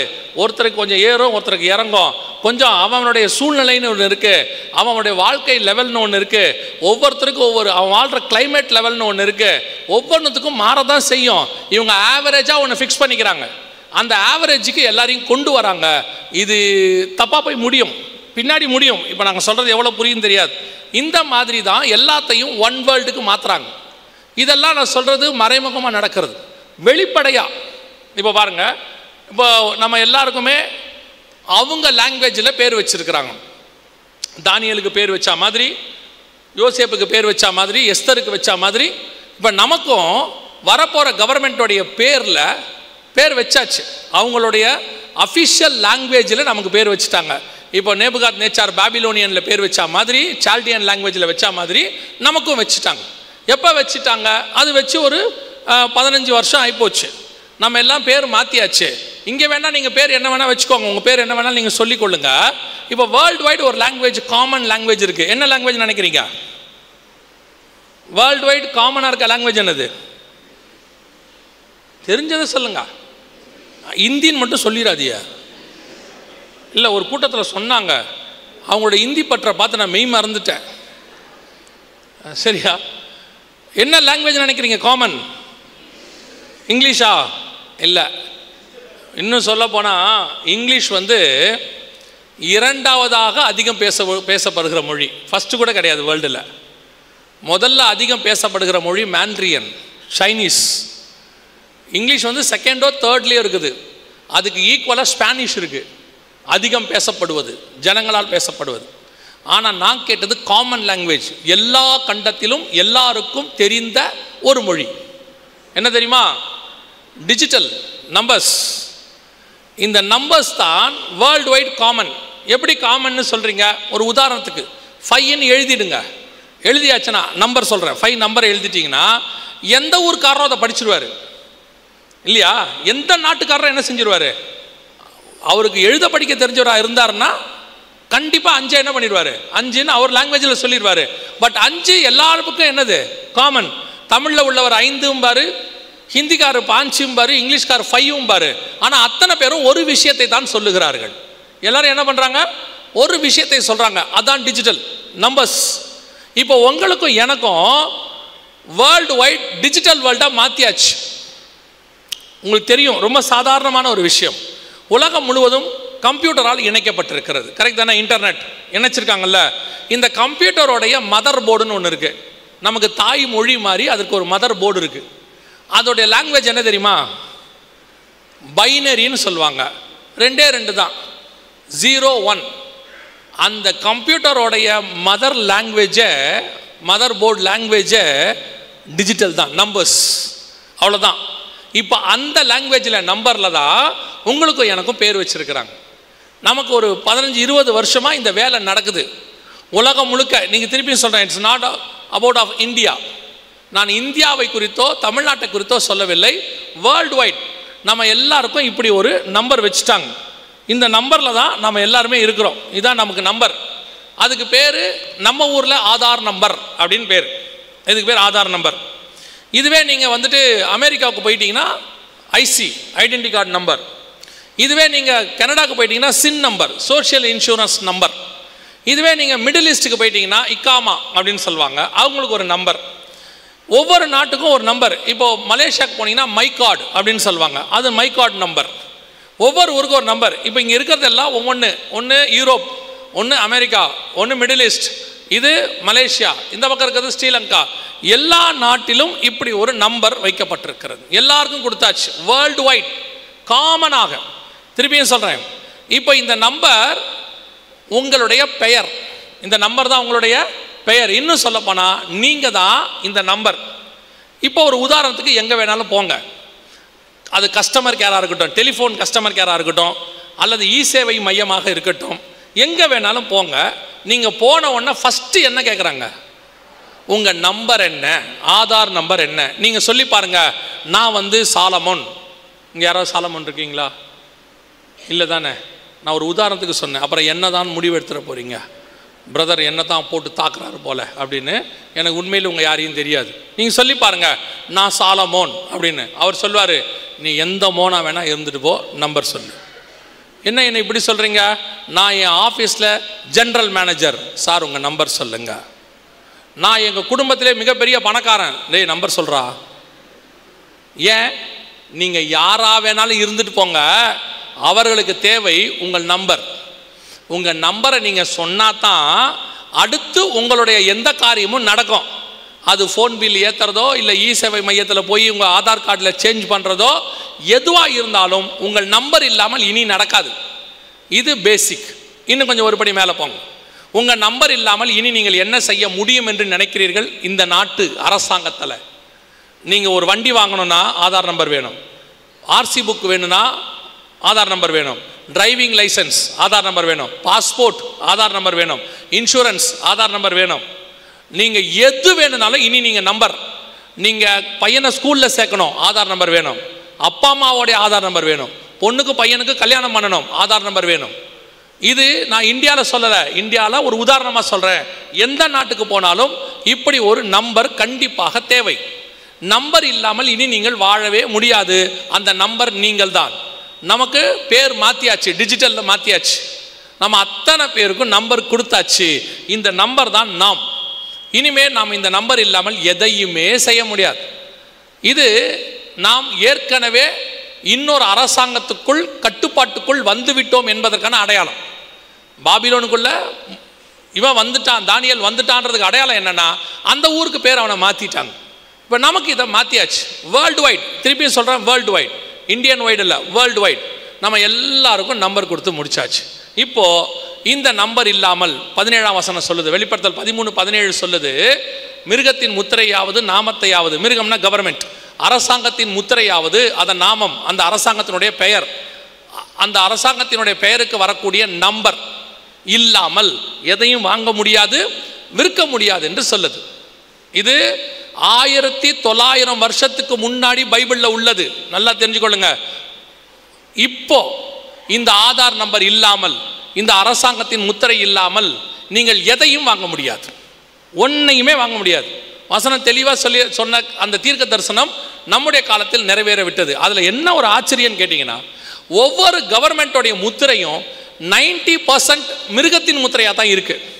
இந்தியாவை எடுத்துக்கிட்டிங்கன்னா 4 முக சிங்கம், இப்போது அமெரிக்காவை எடுத்துக்கிட்டிங்கன்னா கழுகு, கீழே யூரோப்பாவை எடுத்துக்கிட்டிங்கன்னா சிங்கம், இந்த பக்கம் நீங்கள் மத்திய கிழக்கு நாடுகளுக்கு போயிட்டீங்கன்னு சொன்னால் பறவையுடைய ரெக்கைகள், இந்த பக்கம் நீங்கள் மலேசியாவுக்கு போனீங்கன்னு சொன்னால் 2 புலி, அதுவே சிங்கப்பூருக்கு போனால் சிங்கம், ஸ்ரீலங்காவுக்கு போனால் வாலேந்திய சிங்கம். 90% countries have the symbol of அல்லது the mark of the Beast.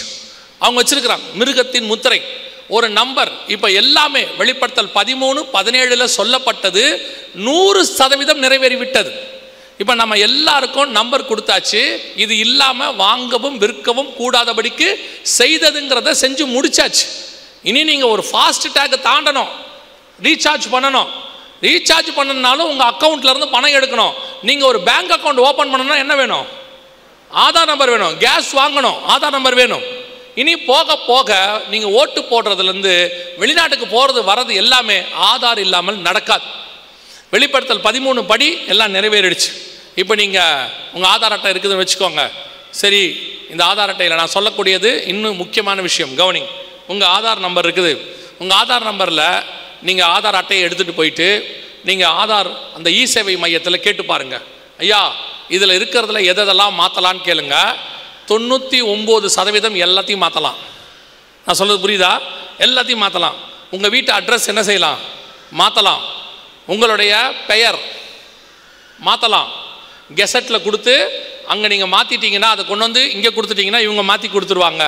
உங்களுடைய ஃபோட்டோ மாற்றலாம்.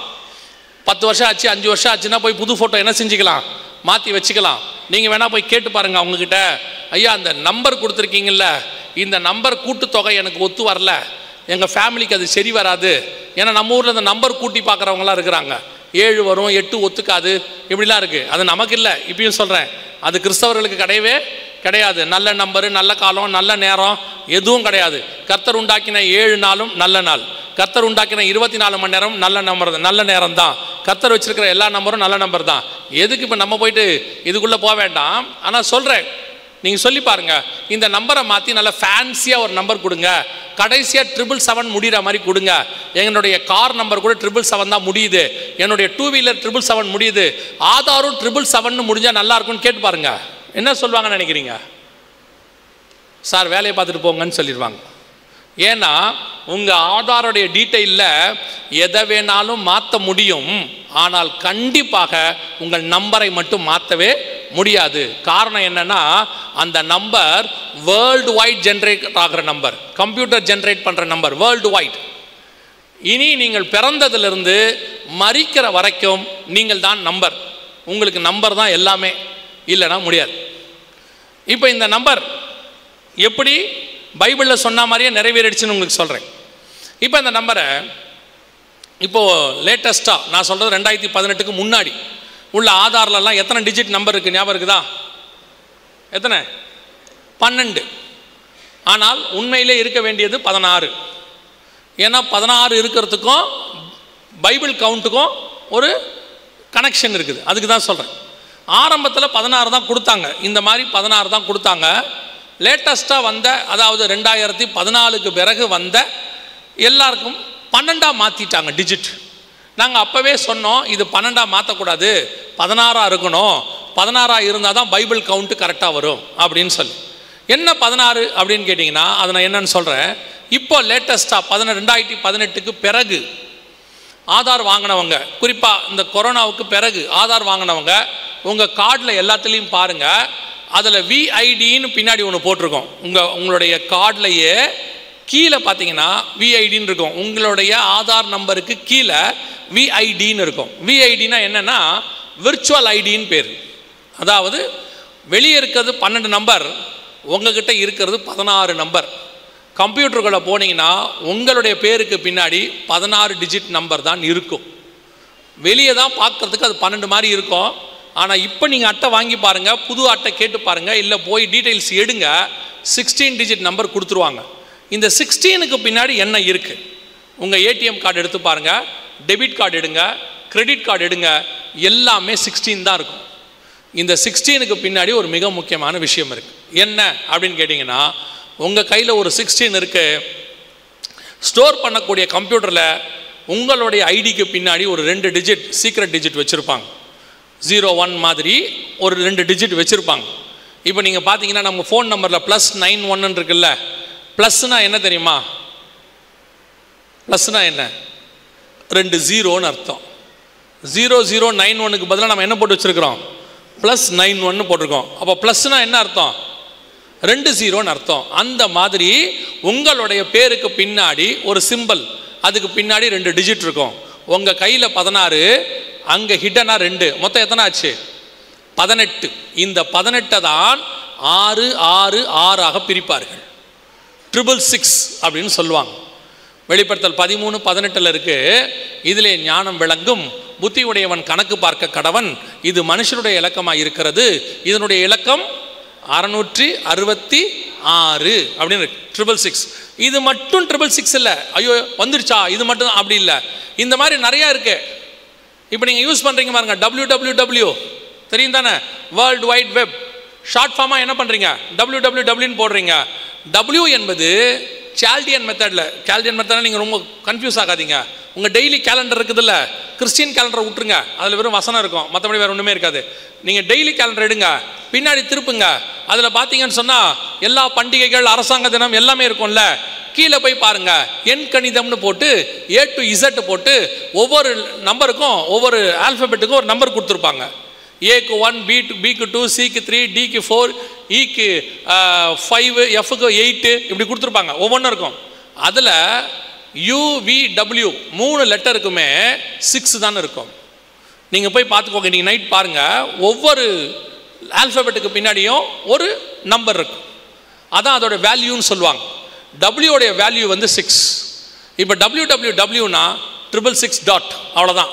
நீங்கள் யூஸ் பண்ணுற எந்த வெப்சைட்டுக்கும் நீங்கள் யூஸ் பண்ண வேண்டாம், அதுவே டிஃபால்ட்டாக எடுத்துக்கொள்ளும் 666. அந்த மாதிரி தான் ஒரு மெத்தடு உங்களுடைய ஆதார் நம்பருக்குள்ளே இருக்குது. ஆதார் நம்பர் மட்டும் இல்லை, எந்த பேங்க் கார்டு, வெளிநாட்டு bank card, international bank card, national bank எதுவானா இருக்கட்டும், 16 டிஜிட்னு ஒன்று வந்துடுச்சுனாலே அந்த 16 டிஜிட்டுக்கு பின்னாடி ஒரு 666 இருக்குன்னு அர்த்தம். இப்போ ஆதாரும் 666ஆக மாறிவிட்டது. அதாவது 16 இலக்கமாக மாறிடுச்சு. 666 என்கிற வளையத்துக்குள் நாம் வந்துட்டோம். கணக்கு பார்த்தா, அதனால தான் ஆண்டவர் தெளிவாக எழுதி வச்சிருக்கிறாரு, புத்தி உடையவன் கணக்கு பார்க்க கடவன். அது மனுஷருடைய இலக்கமாக இருக்கிறது. அதனுடைய இலக்கம் 666. இது ஒரு மெத்தட். இந்த மாதிரி நிறையா இருக்குது. WW மாதிரி இந்த மாதிரி நிறையா இருக்குது. அதில் ஒரு மெத்தட் நான் உங்களுக்கு சொல்கிறேன். ஸோ நாம் இப்போ 666 என்கிறதான வளையத்துக்குள் கொண்டு வந்தாச்சு. இதில் இன்னொரு மாற்றம், அதாவது ஒரு நம்பர் இதே மாதிரி 18 டிஜிட்டாக மாறணும். அது மாறும்போது அதான் ஃபைனல். அதுக்கப்புறம் இந்த 666 வெளியரங்கமாக வர தொடங்கிடும். அதுதான் கடைசி அப்படின்னு நாங்கள் செய்தியில் சொல்லிக்கிட்டு இருந்தோம். இப்போ அது வந்துடுச்சு.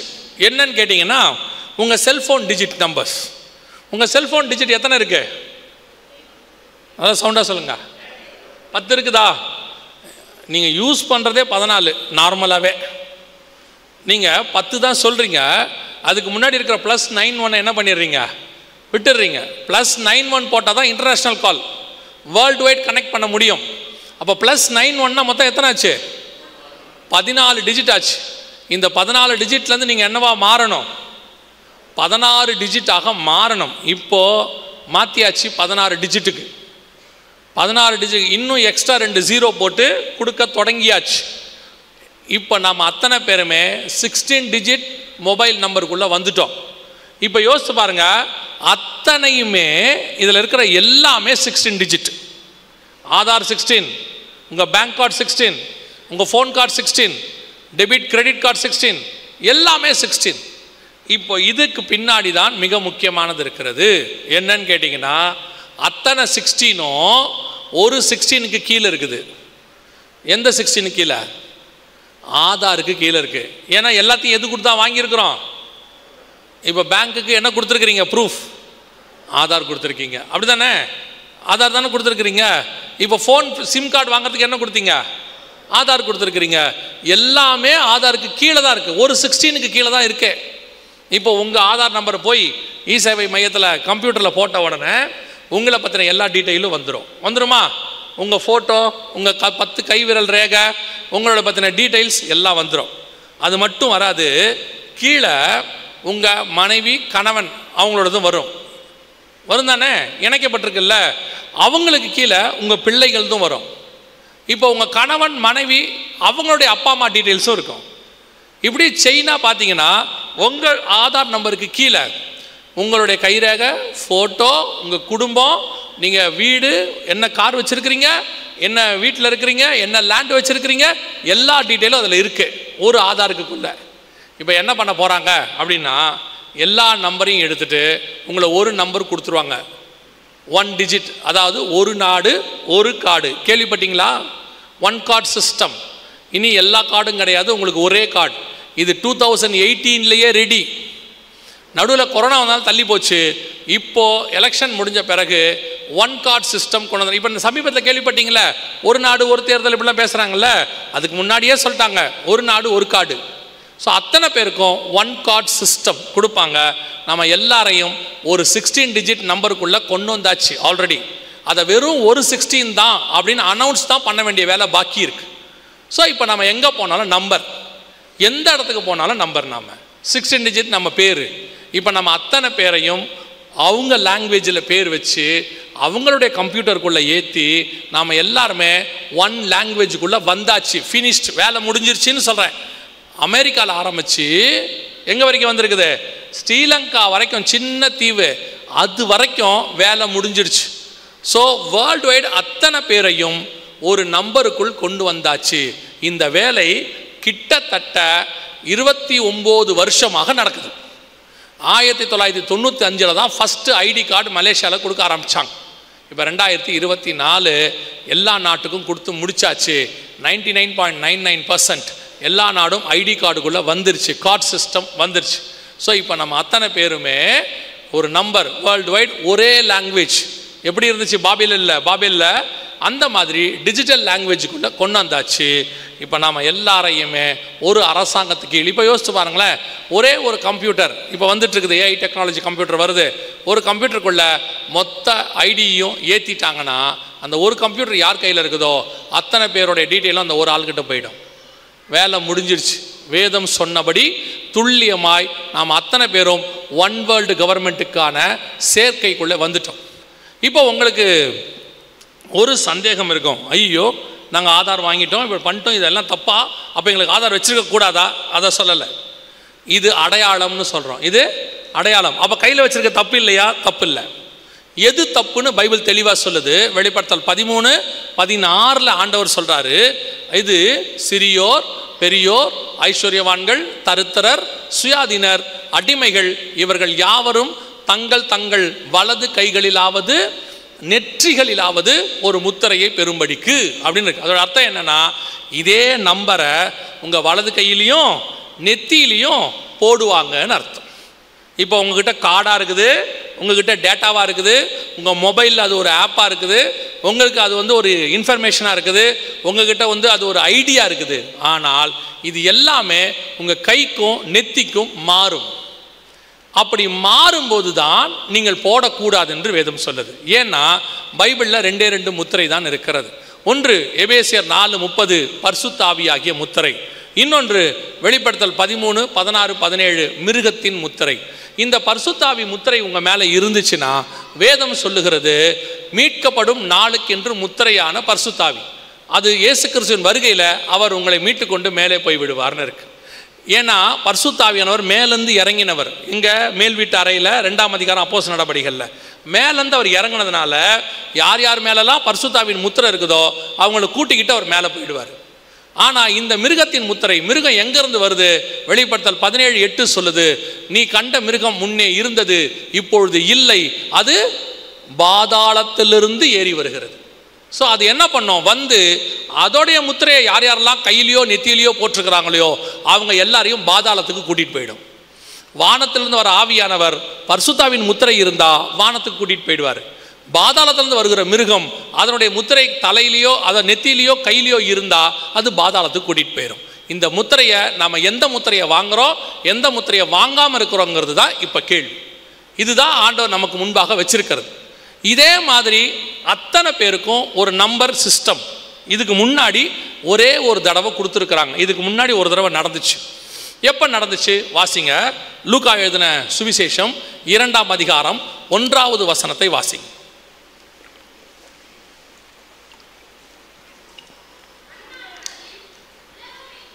அந்நாட்களில் உலகமெங்கும் குடிமதிப்பு எழுதப்பட வேண்டும் என்று அகஸ்து ராயனால் கட்டளை பிறந்தது. அகஸ்து ராயன்னா ஆகஸ்ட் சீசர். இப்போ நீங்கள் ஆகஸ்ட் மாதம்னு ஒன்று வச்சுருக்கீங்கல்ல, அதுக்கு பேர் அந்த ஆளுடைய பேர் தான் ஆகஸ்ட். ஜூலியர் சீசர் பேர் தான் ஜூலை. ஸோ இந்த அகஸ்ட் சீசர் காலத்தில் ஒரு சம்பவம் நடந்திருக்குது. என்னென்னா, உலகத்தில் இருக்கிற அத்தனை பேரையும் குடிமதிப்பு எழுத சொல்லியிருக்கிறார்.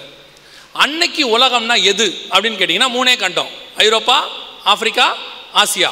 ஏன்னா 2 அமெரிக்காவும் ஆஸ்திரேலியாவும் 16ஆம் நூற்றாண்டில் தான் கண்டுபிடிக்கப்பட்டது. இந்த வசனம் 1ஆம் நூற்றாண்டு இயேசு பிறக்கும் போது நடந்தது. கொலம்பஸ் அமெரிக்காவை கண்டுபிடிச்சது 1560ஸ்க்கு மேலே, அதாவது 1560வது ஆண்டுகளுக்கு பிறகு தான் அவர் கண்டுபிடிச்சார். ஸோ அமெரிக்கா என்பது அப்போது இல்லை. ஸோ இந்த 3 கண்டத்தில் இருக்கிற எல்லா மக்களையும் குடிமதிப்பு எழுத சொல்லியிருக்கிறார். குடிமதிப்புனா என்ன? மக்கள் தொகை கணக்கெடுப்பு வேற, குடிமதிப்பு வேற. மக்கள் தொகை கணக்கெடுப்புனா எடுக்கும் போதே தப்பாக போயிடும். தாவீது எடுத்தார்ல, எடுக்கும் போதே என்னவாயிருச்சு? தப்பாயிருச்சு. இப்போவும் எடுக்கும் போதே தப்பாயிடும்.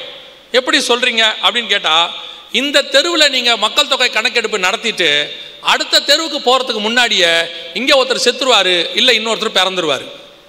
ரெண்டில் ஏதாவது ஒன்று நடக்கும். நீங்கள் மொத்தமாக எடுக்கிறதுக்கு முன்னாடி நிறைய பேர் பிறந்துருவாங்க, நிறைய பேர் இறந்துருவாங்க. அதனால தான் மக்கள் தொகை கணக்கெடுப்பில் என்ன செய்வாங்கன்னா 1/1/2024 கணக்கின் படின்னு மேலே போட்டிருப்பாங்க. ஆன் தட் டேட் இப்படி இருந்துச்சு அசம்ஷன். ஏன்னா இப்போ என்ன இருக்குன்னு எங்களுக்கு தெரியாதுன்னு அர்த்தம். ஆனால் குடிமதிப்பு என்பது வேறு. அதோட அர்த்தம் என்னன்னா, எந்த ஊர்க்காரன் அந்த ஊரில் பிறந்தவன் அந்த ஊரில் போய் நான் இந்த ஊர்க்காரன், இது என் மனைவி, எனக்கு இத்தனை பிள்ளைகள் இருக்கிறாங்கன்னு ரிஜிஸ்டர் பண்ணணும். அதனால தான் யோசேப்பு பெத்லகேமுக்கு போனார். நாம் எல்லாரும் என்ன நினச்சிக்கிறோன்னா, யோசேப்பு பெத்லகேமுக்கு இயேசுவை பிறக்கிறதுக்காக போனாருன்னு. ஆனால் அது தீர்க்க தரிசனம். ஆனால் உண்மையிலே ஏன் அவர் போனார்னா, அகஸ்டஸ் சீசர் ஒரு சட்டம் போட்டார், எல்லாரும் அவங்கவுங்க ஊரில் போய் என்ன பண்ணுங்க, ரிஜிஸ்டர் பண்ணுங்க அப்படின்னு. ஒய்ஃபு பிள்ளையோட போய் அவர் என்ன பண்ணுறாரு, வயிற்றில் உள்ள பிள்ளையோட போய் ரிஜிஸ்டர் பண்ணுறாரு. இதே தான் நாம் போய் பண்ணோம். எல்லாரும் அவங்கவுங்க ஏரியாவில் போய் ஆதார் ரிஜிஸ்டர் பண்ணோம். ஃபேமிலியோடு போய் பண்ணோம். எத்தனை குழந்தை இருக்குது, என்ன இருக்குதுன்ட்டு. 2000 வருஷத்துக்கு முன்னாடி இப்படி ஒரு சம்பவம் நடந்துச்சு. அது குடிமதிப்பு எழுதி முடிக்கும் போது இயேசு பிறந்தார். 2000 வருஷம் கழிச்சு இப்படி ஒரு சம்பவம் நடக்குது. இது முடிகிற காலம் வந்துருச்சு. முடிக்கும் போது இயேசு 2வது முறை வரப்போகிறார். முதல் குடிமதிப்பு முடிக்கும் போது முதலாவது வந்தார். 2வது குடிமதிப்பு முடிக்கும் போது 2வது முறை வரப்போகிறார். நம் கண்களுக்கு முன்பாக வேதத்தில் சொல்லப்பட்ட அத்தனை காரியங்களும் துல்லியமாய் நிறைவேறி கொண்டே இருக்கிறது. இப்போ திருப்பியும் சொல்கிறேன், இதை வலது கையிலாவது நெத்தியிலாவது போட்டால் தான் தப்பு. அது இப்போ வரைக்கும் இருக்கிறது உங்களுக்கு சாம்பிள். ஏன்னா இப்போது ஆதார் கொடுத்துருக்குறாங்க. ஆதார் கொடுத்தவருடைய நோக்கம் உங்களை கண்காணிக்கிறதுக்காக, நீங்கள் யாருன்னு கண்டுபிடிக்கிறதுக்காக. எத்தனை பேர் ஆதார் கையில் வச்சுருக்கிறீங்க? ஆதார் அட்டையை கையில் வச்சுருக்கிறவங்க எத்தனை பேர்? மீத உள்ளவங்கள எங்கே வச்சுருக்கீங்க? பீரோவில் பத்திரமா இருக்குது. ஆமாம் தானே? பீரோவில் நாம் என்ன பண்ணுறோம், ஆதார் தொலைஞ்சிடக்கூடாது, பத்திரமா வச்சுக்கணும்னு பீரோவில் வச்சுருக்கோம். இப்போ ஒருவேளை கம்ப்யூட்டர்லேருந்து அந்த அட்டையில், இப்போ சிம் இல்லை, அட்டையில் வந்து அந்த RFID கார்டு இல்லை. இப்போ உங்களுடைய ரேஷன் கார்டு, டிரைவிங் லைசன்ஸில், RC புக்கெலாம் பார்த்தீங்கன்னா ஒரு சிம் கார்டு மாதிரி ஒன்று இருக்கும், ஒரு சின்ன RFID கார்டு, அதுக்கு பேர் ரேடியோ ஃப்ரீக்வன்சி கார்டு. உங்களுடைய பேங்க் கார்டில் இருக்கும், எல்லாத்துலேயும் இருக்கும். இந்த சிம் வச்ச கார்டு ஒன்று உங்களுக்கு தருவாங்க. எதுக்கு? ஆதாருக்கும் தருவாங்க. இதை உங்களுக்கு கொடுக்கும்போது இது எதுக்கு கொடுக்குறாங்கன்னா உங்களை கண்காணிக்கிறதுக்காக தான். இப்போ உங்கள் நம்பரை போட்டவொடனே நீங்கள் எங்கே இருக்கிறீங்கன்னு காட்டும். நீங்கள் எங்கே இருக்கீங்கன்னு காட்டும். இப்போ கம்ப்யூட்டர் சேட்டலைட் என்ன செய்யும், உங்கள் ஃபோன் எங்கே இருக்குதோ அங்கே தானே ரிங்கு வரும். அதே மாதிரி உங்கள் ஆதார் எங்கே இருக்குதோ அங்கே தானே காட்டும். இப்போ உங்கள் ஆதார்லாம் எங்கே இருக்கு? பீரோவில் இருக்கு. அது என்ன காட்டும்னா, இவர் பீரோவில் இருக்கிறார், இந்த அட்ரஸில் இந்த வீட்டில் அவர் பீரோவில் இருக்கார். அவர் மட்டுமல்ல, அவர் குடும்பத்தோடு பீரோவில் இருக்கிறார். ஏன்னா எல்லார் ஆதாரமும் இப்போ எங்கே தான் இருக்குது, பத்திரமா வாங்கி வச்சுருக்கிறோம். அவர் மட்டுமல்ல, அந்த ஏரியாவில் இருக்கிற அத்தனை பேருமே பீரோக்குள் தான் இருக்கிறார்கள். ஏன்னா எல்லாருமே பீரோக்குள்ள தான் என்ன பண்ணி வச்சுருக்கிறோம், பத்திரமா வச்சுருக்கிறோம். ஸோ இப்போ நம்மளை என்ன செய்ய முடியாது, கண்காணிக்க முடியாது. அதனால் என்ன பண்ண போகிறாங்கன்னா, இதை உங்கள் வலது கையிலையும் நெத்தியிலையும் போட வைக்கிறதுக்கான வேலை ஒன்று செய்ய போகிறாங்க. அதுக்கான ட்ராமா ஒன்று செஞ்சு பார்த்தாங்க, ரிகல்சர் நம்ம பாஷையில் சொன்னால். அந்த ரிகல்சரில் நீங்கள் எல்லாருமே நல்லபடியாக கலந்துக்கிட்டு நல்லபடியாக ஒத்துழைப்பு கொடுத்து அவங்களுடைய ட்ராமாவை சக்ஸஸ்ஃபுல்லாக முடிச்சிட்டிங்க. இது எப்போ நடந்துச்சு? இல்லை, வலது கைக்கும் நெத்திக்கும் இது எப்போ நடந்துச்சு எங்களுக்கு தெரியாதே அப்படின்னு சொன்னீங்கன்னா, கொரோனா முடியும் போது திடீர்னு ஒன்று சொன்னாங்க. உங்கள் எல்லாருக்கும் ஞாபகம் இருக்கும்னு நான் நினைக்கிறேன். வேக்சின் போடாத யாருமே வெளியே வரக்கூடாது, பொது இடங்களுக்கு வரக்கூடாது, வேக்சின் போடாதவங்க ஆஃபீஸ்க்கு வரக்கூடாது, வேக்சின் போடாதவங்க கவர்மெண்ட்டாக இருந்தால் கவர்மெண்ட் வேலைக்கு வரக்கூடாது, எவ்ரிபடி மஸ்ட் டூ அந்த வேக்சினை வந்து நீங்கள் என்ன பண்ணியிருக்கணும், வாங்கியிருக்கணும்னு சொன்னாங்க. கரெக்ட் தானே நான் சொல்கிறது? நடந்துச்சா இல்லையா? இப்போ இதில் நம்ம ஆளில் கொஞ்சம் நல்லவர் இருந்துக்கிறாங்க. நான் எப்பவும் சொல்லுவேன், நம்ம ஆட்களில் கொஞ்சம் நல்லவங்க இருக்கிறாங்க. யாருன்னா, ஒரு சிலர் அவங்க சொல்லுவாங்க, வேக்சினில் என்ன பிரச்சனை இருக்குன்னே தெரியாதுங்க. ஆமாம் தானே? இப்போ வரைக்கும் அந்த டிபேட் போயிட்டே இருக்குல்ல, வேக்சின் நல்லதா கெட்டதா நமக்கு தெரியாது. ஆனால் இந்த வேக்சின் வந்து என்னை பொறுத்த வரைக்கும் அற்புதமான வேக்சின். எப்படி சொல்கிறீங்க அப்படின்னு கேட்டிங்கன்னா, இந்த வேக்சின் போட்டால் திருப்பி கொரோனா வராதா? வருமா? வரும். வேக்சின் போட்டால் கொரோனா சுகமாகுமா? ஆகாது. ஏன் போடணும்? இப்படி ஒரு வேக்சின் உலகத்தில் இருக்கா? அப்போ எவ்வளோ நல்ல வேக்சின் பாருங்கள். ஏன் போடுறோன்னே தெரியாமல் போட்டவங்க நம்ம எல்லாரும். ஏன் போடணும். சரியாகுமா? தெரியாது. சுப்ரீம் கோர்ட்டில் சொல்லியிருக்காங்க. அப்போ இது திரும்பி வராமல் தடுக்குமா? அப்படியும் சொல்ல முடியாது. அப்புறம் ஏன் போடணும். போட்டாச்சு. சூப்பரில் நம்ம. அப்போ கொஞ்சம் பேர் இப்போ சொல்லுவாங்க, வேக்சின் போட்டதுனால தான் கொரோனா கண்ட்ரோலில் இருக்குது. பொய். உங்களுக்கு தெரியுமா ஸ்டாட்டிஸ்டிக்ஸு? இதுவரைக்கும் இன்னும் உலகத்தில் 30% மக்கள் வேக்சின் போடவே இல்லை. 30% ஆஃப் த பாப்புலேஷன் வேக்சின் போடவே இல்லை. அமெரிக்காவில் மட்டுமே 35% பீப்புள் இன்னும் போடலை வேக்சின். அவன் போட மாட்டேன்ட்டான். அவனுக்கு என்னவோ அது. நாம் அப்படி கிடையாது, நம்ம வேற. ஓகே. ஆனால் இப்பவும் சொல்கிறேன், வேக்சின்னால கொரோனா கண்ட்ரோல் ஆகலை. நம்முடைய பாடியோடைய இம்யூனிட்டி பவர், எந்த வைரஸ் வந்தாலும் அடுத்த சில மாதங்களுக்குள்ள நம்ம பாடி அதை எதிர்க்கிற சக்திக்கு வந்துடும். நம்ம பாடிக்கு அப்படி ஒன்று உண்டு. இது இன்னைக்கு நேற்று உள்ள மாடலாக? இது 6000 வருஷம் மாடலு. ஆண்டவர் 6000 வருஷத்துக்கு முன்னாடி உண்டாக்குன மாடலு. என்னமோ இந்த 100 வருஷமாக தான் இவங்க அந்த பாடியே மேட் பண்ண மாதிரி பேசிக்கிட்டு இருக்கிறாங்க. யோசித்து பாருங்க, பெட்ரோல் வண்டியில் டீசல் போட்டால் என்ன ஆகும்? சும்மா சொல்லுங்க. பெட்ரோல் வண்டியில் டீசல் போட்டால் என்ன ஆகும்? ஓடாது. டீசல் வண்டியில் பெட்ரோல் போட்டால், இதில் பாருங்க என்ன ஃபியூவல் போதில், எதில் எந்த ஃபியூவலில் ஓடுதுன்னு இதுக்கே தெரியாது. ஆமாம் தானே? தண்ணிலையும் ஓடும், கொக்கோ கோலாலையும் ஓடும், டீயும் ஓடும், காப்பியும் ஓடும். என்ன ஃபியூவல் வேணால் உள்ளே போடுங்க. அதுவும் நீங்கள் இந்த கேரல் ரவுண்ட்ஸ் ஒன்று போகிறீங்க பாருங்க, அன்றைக்கி நைட்டு இந்த இன்ஜின் படுற பாடு இருக்குது பாருங்க. ஒரு வீட்டில் டீ, ஒரு வீட்டில் காப்பி, ஒரு வீட்டில் கொக்கோ கோலா, ஒரு வீட்டில் டின்னர் பரோட்டா, அது இல்லாமல் மேரி பிஸ்கெட்டு, கேக்கு, ப்ளம் கேக்கு, டீ கேக்கு, மொத்தத்தையும் போட்டாலும் இந்த இன்ஜின் போயிட்டே இருக்கு. ஸ்டாப்பே ஆகாது.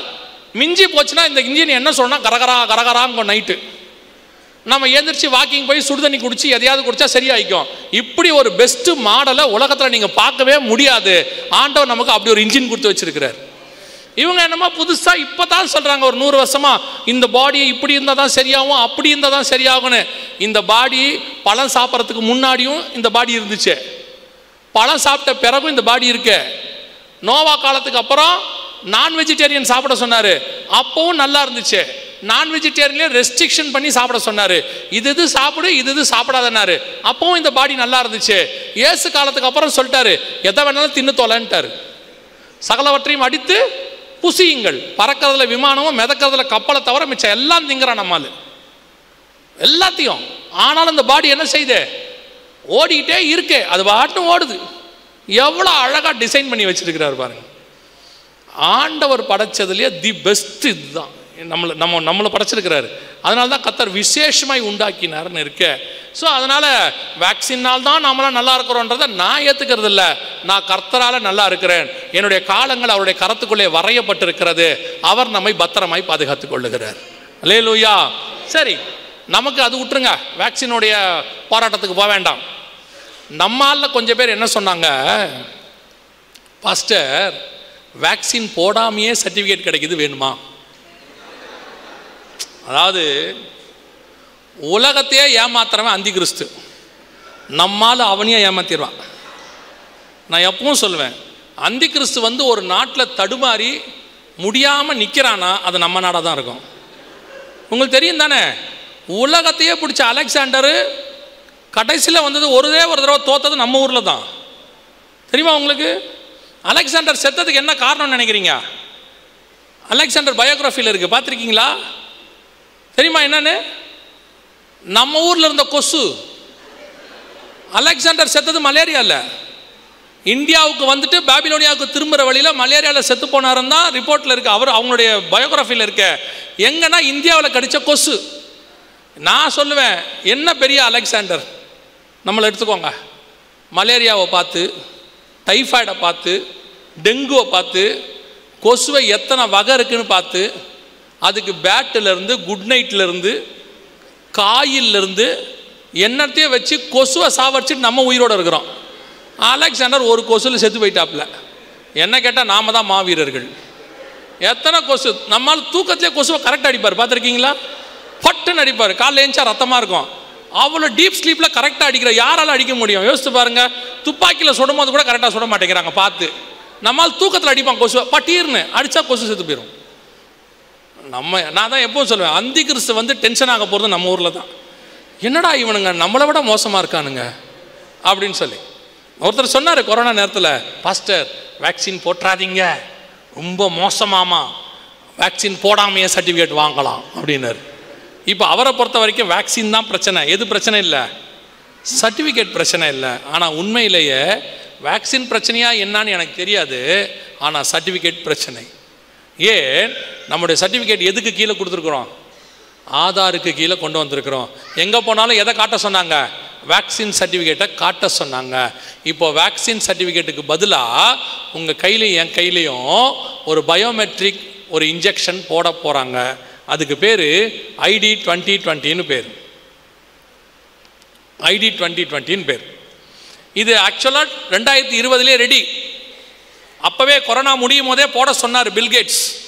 ஆனால் எந்த கவர்மெண்ட்டும் அதுக்கு ஒத்துக்கலை. ஏன்னா இந்த கன்ஃபியூஷன் போயிட்டு இருந்துச்சு. இப்போது கொரோனாவை விட மோசமான பேண்டமிக் ஒன்று வரப்போகுது. தெரியும் தானே, கேள்விப்பட்டீங்களா?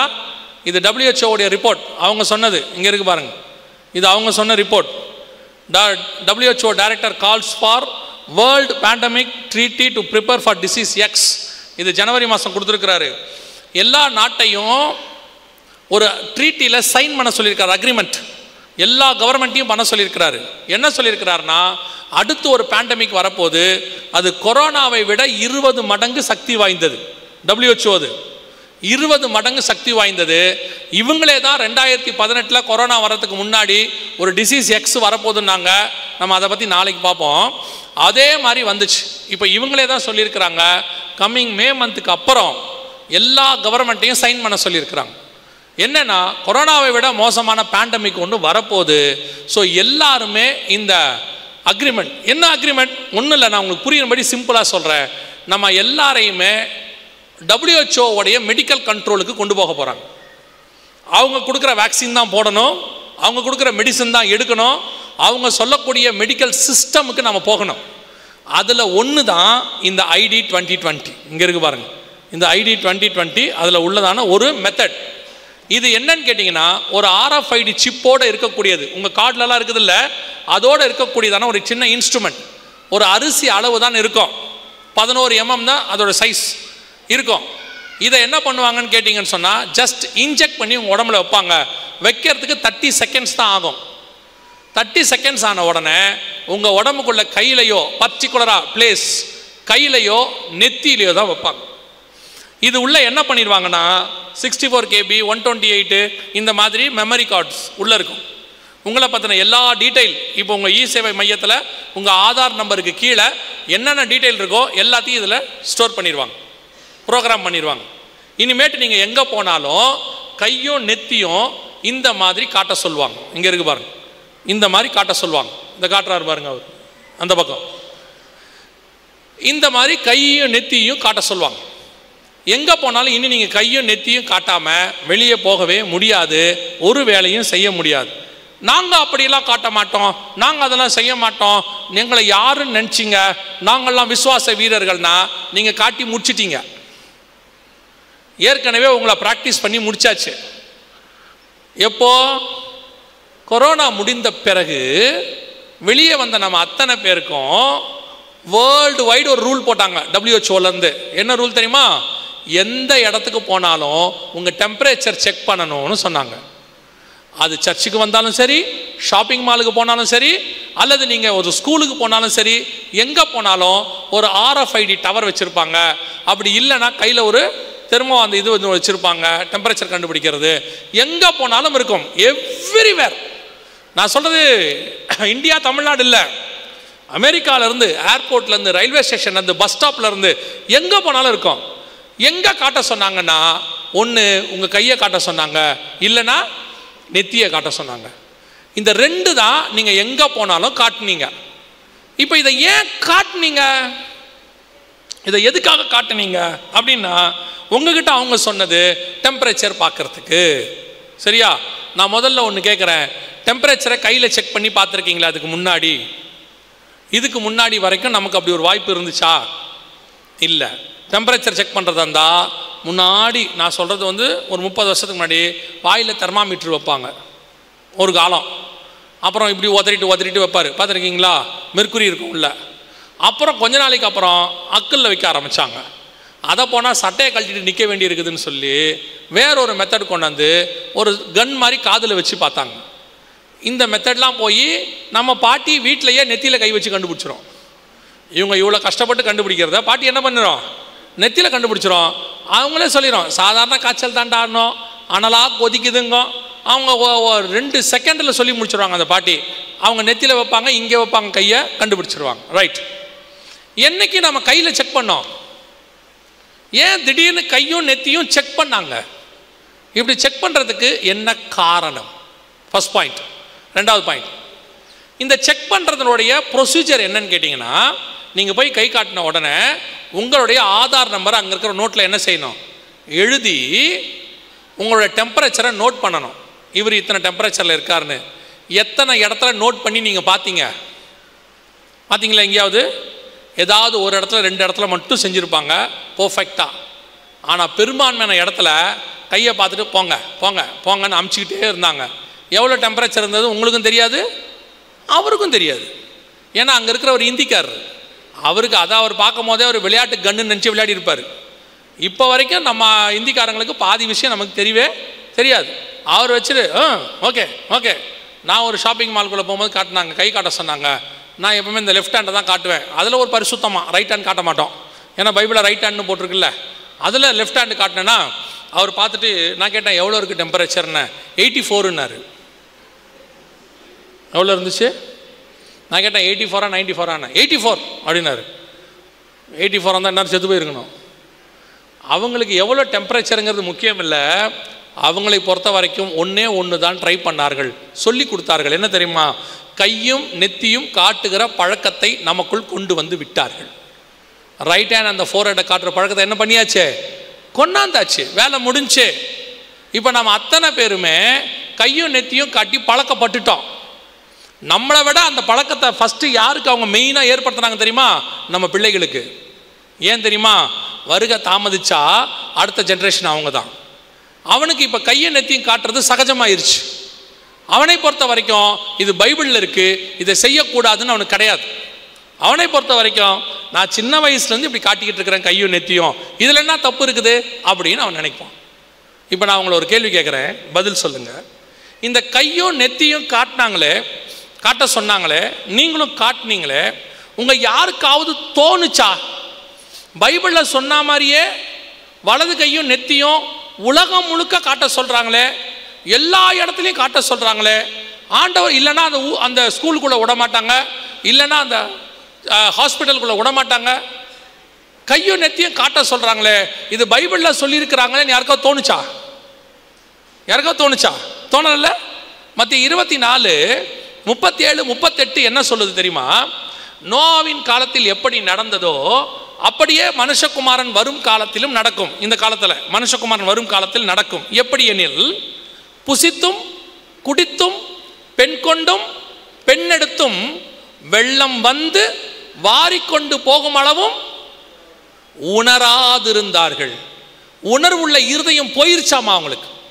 இப்போ இந்த இடத்துல தான் சர்ச் இருக்கு. இதே உணர்வில்லாத இருதயம்.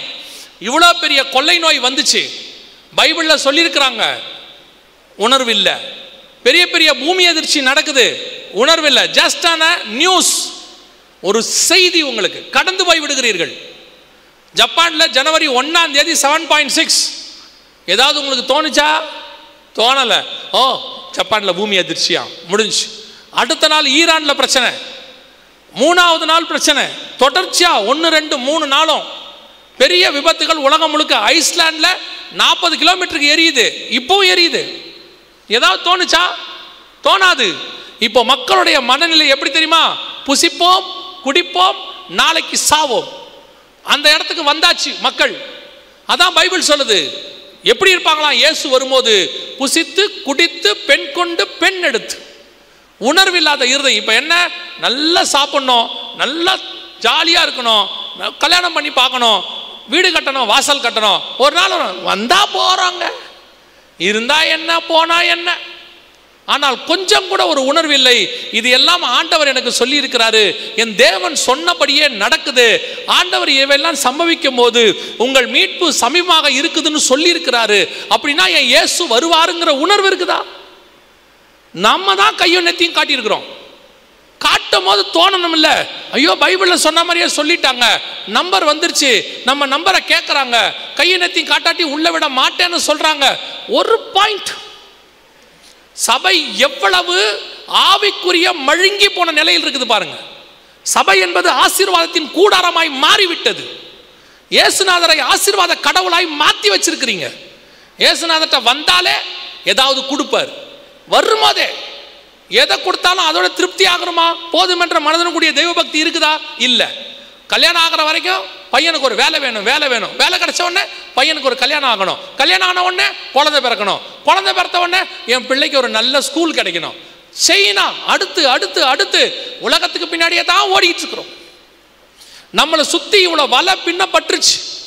இயேசு சொல்றாரு, ஒருவரும் தப்பி போகாத காலம் ஒன்று வருகிறது. கைக்கும் நெத்திக்கும் கிட்ட வந்துட்டாங்க, செக் பண்ண ஆரம்பிச்சிட்டாங்க. இப்பவும் சொல்றேன், அடுத்த பேண்டமிக் ஆரம்பிக்கும் பொழுது 2018 இந்த விஷயத்த சொல்றோம். இயேசு சொன்ன மாதிரியே ஒரு கொள்ளை நோய் வரப்போகுதுன்னு 2020 2019 லாஸ்ட்ல வந்துச்சு, 2020 லாக்டவுன் வந்துச்சு. அது வரைக்கும் உணர்வு இல்லாத இருதை. அப்புறம் கொஞ்ச நாள் கொஞ்சம் உணர்வு, ஐயோ ஆமா கொரோனா இப்படிலாம் நடக்குது, கொஞ்சம் பேர் ஆண்டவர் பக்கம் திரும்பினாங்க. திருப்பி கொரோனாலாம் முடிஞ்ச உடனே திருப்பி பழையபடி அதே உணர்வு இல்லாத இருதயம். இப்போவும் அதே மாதிரி தான். என்னங்க உங்களுக்கு யாராவது உங்க என்னங்க ஆம்பிஷன், நான் கர்த்தருடைய வருகையில் பங்கடையணும் சொல்லியிருக்கீங்களா? நான் ஆண்டவரோடு கூட சஞ்சரிக்கணும் சொல்லியிருக்கேன். என்ன ஆம்பிஷன்? என் பொண்ணுக்கு ஒரு கல்யாணம் பண்ணி பார்த்துடணும். என்ன ஆம்பிஷன்? என் பிள்ளைகள் நல்லா வாழ்றதை என் கண்ணால் பார்க்கணும். என்ன ஆம்பிஷன்? சாவறதுக்குள்ள ஒரு வீடு கட்டிடணும். என்ன ஆம்பிஷன்? வெளிநாட்டில் நான் ட்ரை பண்ணிக்கிட்டே இருக்கேன், ஒரு வேலை வெளிநாட்டில் கிடச்சிடணும். இது ஆம்பிஷன் ஆம்பிஷன் ஆம்பிஷன். தேவனுக்கு முன்பாக நான் நிற்கணும், நான் போகணும் அப்படிங்கிற உணர்வு கொஞ்சமாவது ஏதாவது இருக்குதா? யோசிச்சு பாருங்க. எவ்வளோ பணம் வேணால் வச்சுக்கோங்க, எவ்வளோ படிப்பு வேணால் வச்சுக்கோங்க, என்ன பதவி வேணால் வச்சுக்கோங்க, ஆனால் உங்கள் உள்ளான மனுஷன் இயேசுவை சந்திக்க வாஞ்சை இல்லாவிட்டால் நீங்கள் அத்தனை பேரும் ஒரு மோசமான காலகட்டத்துக்குள் கடந்து போவீர்கள். ஒரே ஒரு கொரோனா 6 மாதம் சீரியஸாக இருந்துச்சு, முதல் அலை 2வது அலை, அதுலேயே கோடிக்கணக்காதவங்களை தூக்கிட்டாங்க. அடுத்து 7 வருஷம் நடக்கும் பைபிள் சொல்லுது. 7 இயர்ஸ், ஒருவரும் தப்பி போகாத காலம். அதுக்கு எச்சரிப்பு கொடுக்க தான் இந்த கூட்டம். இது ஏதோ லென்த் நாட்களில் உங்களுக்கு வைக்கிற கூட்டம் இல்லை. லென்த் நாட்களில் எனக்கு ஏதோ 3 நாள் மீட்டிங் இருக்கட்டும் ஆண்டவர் நடத்தலை. ஆண்டவர் இந்த சபையை நேசிக்கிறபடியினால, இந்த சபையில் உள்ளவர்களை நேசிக்கிறபடியினால அவர்கள் வருகிற ஆக்கினைக்கு தப்பித்துக் கொள்ள வேண்டும் என்று இப்பவே கர்த்தர் உங்களுக்கு எச்சரிப்பு கொடுக்கிறார். வருகிற காலம் மிக மிக மிக மோசமான காலம். இனி காலம் கண்டிப்பாக செல்லாது. இப்பவே சொல்லிட்டாங்க, வேர்ல்டு வைட் சொல்லிட்டான் பாருங்க. யூரோப்பியன் யூனியன்ல வேர்ல்டு வைட் டிஜிட்டல் ஐடி உருவாக்க சொல்லிட்டான். உங்க கையில சிப்பு போட்டுட்டான், அதான் டிஜிட்டல் ஐடி. அதுக்கப்புறம் உங்க பாஸ்போர்ட் இருக்காது, அதுக்கப்புறம் உங்களுக்கு விசா தேவைப்படாது. தெரியுமா உங்களுக்கு? இப்போ ரீசெண்டாக பிப்ரவரி மாதம் ஒரு ஊழியத்துக்காக சிங்கப்பூர் போயிருந்தோம். முந்தையெல்லாம் இப்போவும் இருக்குது, உங்களுக்கு தெரியும், நம்ம நாட்டில் அப்படி தான் இருக்குது. ஒரு நாட்டுக்குள்ளே போகணுன்னா பாஸ்போர்ட்டை எடுத்து அங்கே இருக்கிற இமிக்ரேஷன் ஆஃபீஸர்கிட்ட காட்டணும். அவர் செக் பண்ணிவிட்டு உங்களை கேள்வி கேட்டுட்டு அவர் ஓகேன்னா உங்களுக்கு என்ன பண்ணுவார், ஒரு ஸ்டாம்பிங் கொடுப்பார். அதை தாண்டி நீங்கள் கஸ்டம்ஸ்க்கு போகணும். கஸ்டம்ஸை தாண்டி போய் தான் ஒரு நாட்டுக்குள்ளே போக முடியும். இதுதான் ப்ரொசீஜர். இப்போ சிங்கப்பூரில் ஒரு இமிக்ரேஷன் ஆஃபீஸர் கிடையாது. நீங்கள் நேராக போவீங்க, உங்கள் பாஸ்போர்ட் அங்கே இருக்கிற மிஷின் மேலே வைப்பீங்க, உங்களை ஒரு இடத்துல நிற்க சொல்லுவாங்க. இவர் அத்தனையும் சேர்த்து எவ்வளோ நேரம் நடக்க தெரியுமா? 30 செகண்ட்ஸ். 30 செகண்ட்ஸ் மினிமம், மேக்ஸிமம் போனால் 1 மினிட். அந்த பாஸ்போர்ட்டை வைப்பீங்க, 10 செகண்டில் ஓகேன்னு சொல்லும். பாஸ்போர்ட்டை பார்த்துட்டு, நம்பரை பார்த்துட்டு, அடுத்து ஒரு 2 ஸ்டெப்பு வச்சோன்னா ஒரு இடத்துல இப்படி நிற்க சொல்லுவாங்க. நிற்பீங்க, அடுத்த 20 செகண்டில் அது உங்களை ஸ்கேன் பண்ணும். உங்கள் கண்ணு கருவிழியிலேருந்து எல்லாம் நீங்கள் யாருங்கிற மொத்த டீட்டெயில் வேர்ல்டு வைடு உள்ள சிஸ்டமுக்கு இருக்குது. அடுத்த 20 செகண்ட் நீங்கள் சிங்கப்பூருக்குள்ளே போகலாம், வேலை முடிஞ்சிருச்சு. இப்போ world wide digital ID ready ஆயிடுச்சு. அதுக்கு தேவை ஒன்றே ஒன்று. இப்போ நான் பாஸ்போர்ட் வச்சோன்னு சொன்னல, அதுக்கு பதிலாக உங்கள் கையில் இந்த சிப்பு போட்டுருவாங்க. இனி நீங்கள் பாஸ்போர்ட் வைக்க வேண்டிய அவசியம் இருக்காது. ஏன்னா உங்கள் பாஸ்போர்ட்டே ஆதாருக்கு கீழே தான் இருக்குது. ஆண்டவர் சொன்ன கடைசி காலம் வந்து விட்டது. இனி காலம் செல்லாது. மனுஷகுமாரன் வெகு சீக்கிரத்தில் வரப்போகிறார். வானத்திலே அவருடைய அடையாளம் தோன்ற போகிறது. அதற்கு முன்பாக தம்முடையவர்களை கிழக்கிலிருந்து மேற்கு வரைக்கும் கூட்டி சேர்ப்பது போல நம்முடைய ஆண்டவர் நம்மை சேர்க்க போகிறார். கிறிஸ்துவுக்குள் மரித்தவர்கள் முதலாவது எழுந்திருப்பார்கள். பின்பு உயிரோடு இருக்கிற நாமும் மேகங்கள் மேல் அவரை சந்திக்கும்படி புறப்பட்டு போகிறோம். இதெல்லாம் சம்பவிக்க போவது உண்மை. இதெல்லாம் நடக்குதுன்னா இயேசு வரப்போவதும் உண்மை. இப்போ நமக்கு என்ன தெரியுமா, இயேசு வராருங்கிறது ஒரு மித்து மாதிரி ஆயிடுச்சு, ஒரு கட்டுக்கதை, இல்லைன்னா ஒரு இதிகாச கதை மாதிரி ஆயிடுச்சு. இப்படி தான் யூத ஜனங்க இருந்தாங்க 2000 வருஷத்துக்கு முன்னாடி. மனுஷகுமாரன் வருவார், பலியாவார் அப்படின்னா அவன் அதை கட்டுக்கதையாக நினச்சிக்கிட்டான். அவரெல்லாம் வரமாட்டாருங்க, ஆனால் எதிர்த்து பேச மாட்டான், வரமாட்டான்னு சொல்ல மாட்டான். ஆமாம் ஆமாம் வருவார் வந்தா பார்த்துக்கலாம் அப்படி இருந்தான். திடீர்னு ஒரு நாள் இயேசு அவங்க ஊருக்குள்ளே வந்துட்டார். வந்தவரை விட்டுட்டான். இப்பவும் அதே நிலைமை தான். 2000 வருஷமா இயேசு வருவேன்னு சொன்னாரு. நம்ம ஆளுக்கு சோர்ந்து போச்சு. எங்க தாத்தா காலத்தில் இப்படி தான் சொன்னாங்க, எங்க அப்பா காலத்தில் இப்படி தான் சொன்னாங்க, என் காலத்திலையும் சொல்றாங்க, வந்தா பார்த்துக்கலாம். திடீரென்று ஒரு நாள், நினையாத நாளிகையிலே மனுஷகுமாரன் வருவார். ஒரு இமை பொழுது, ஒரு நிமிஷம் நாம் மறுரூபமாக போகிறோம். நாம் அதில் பங்கடைவோமா? இயேசுவை சந்திக்கிற இடத்துல இருக்கிறோமா? அதுதான் கொஸ்டின். இவ்வளோ இன்ஃபர்மேஷன் உங்களுக்கு எதுக்கு சொல்கிறோம் தெரியுமா? இந்த இன்ஃபர்மேஷன் உங்களை பரலோகத்துக்கு கூட்டிகிட்டு போகாது. ஆனால் இந்த இன்ஃபர்மேஷன் ஒன்று செய்யும், இயேசு வருவதற்கு உங்களை ஆயத்தப்படுத்தும். இது ஆயத்தப்படுத்துறதுக்கான வேலை தான். நீங்கள் இந்த வருகையில் போக வேண்டும் என்றால் செய்ய வேண்டியது மிக முக்கியமானது, இயேசு கிறிஸ்துவின் ரத்தத்தினாலே பாவ மன்னிப்புக்கு என்று உங்களை ஒப்பு கொடுக்கணும். என்ன எங்களை போய் இப்படி சொல்கிறீங்க? நாங்களாம் யார் தெரியுமில்ல, 4 தலைமுறையாக சர்ச்சில் இருக்கோம், 5 தலைமுறையாக இருக்கிறோம். இந்த சர்ச்சு கட்டினதே எங்கள் கொள்ளு தாத்தாவுடைய தாத்தா தான். நாங்களாம் யார் தெரியுமில்ல அப்படின்னு சொல்லாதீங்க. வசனம் சொல்லுது, தாயின் கருவில் பிறக்கும் போதே பாவத்தில் தான் பிறக்கிறோம். என் தாய் என்னை பாவத்தில் கற்பம் தரித்தாள். பிறக்கிற அத்தனை பேருக்கும் ரட்சிப்பு தேவை.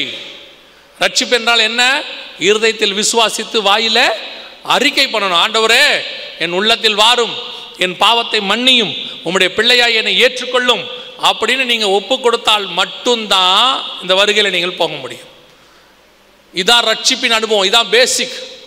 அதனால தான் வசனம் தெளிவாக சொல்லுது, இயேசு கிறிஸ்துவை ஏற்றுக்கொண்டு ரட்சிக்கப்படணும்னு பைபிள் சொல்லுது. You want to be saved. சிலர் சொல்லுவாங்க கிறிஸ்தவ குடும்பத்தில் பிறந்தாலே ரட்சிப்பு தான். அப்படிலாம் இல்லை, அப்படிலாம் பைபிளில் சொல்லவே இல்லை. You must be saved. 2வது, பிதா குமாரன் பரிசுத்தாவின் நாமத்தினாலே தண்ணீரில் மூழ்கி ஞானஸ்நானம் எடுக்கணும். வேறொரு ஞானஸ்நானம் பைபிளில் இல்லை. ஞான ஸ்நானம் என்றால் ஞானம் வந்த பிறகு எடுக்கிற ஸ்நானம் தான் ஞான ஸ்நானம். ஞானம் எப்போ வரும்? கர்த்தருக்கு பயப்படுதலே ஞானத்தின் ஆரம்பம். எப்போ கர்த்தருக்கு பயப்படுவோம்? தீமை விட்டு விலகுதலே கர்த்தருக்கு பயப்படுகிற பயம். எப்போ ஞானஸ்நானம் எடுக்கணும் தெரியுமா?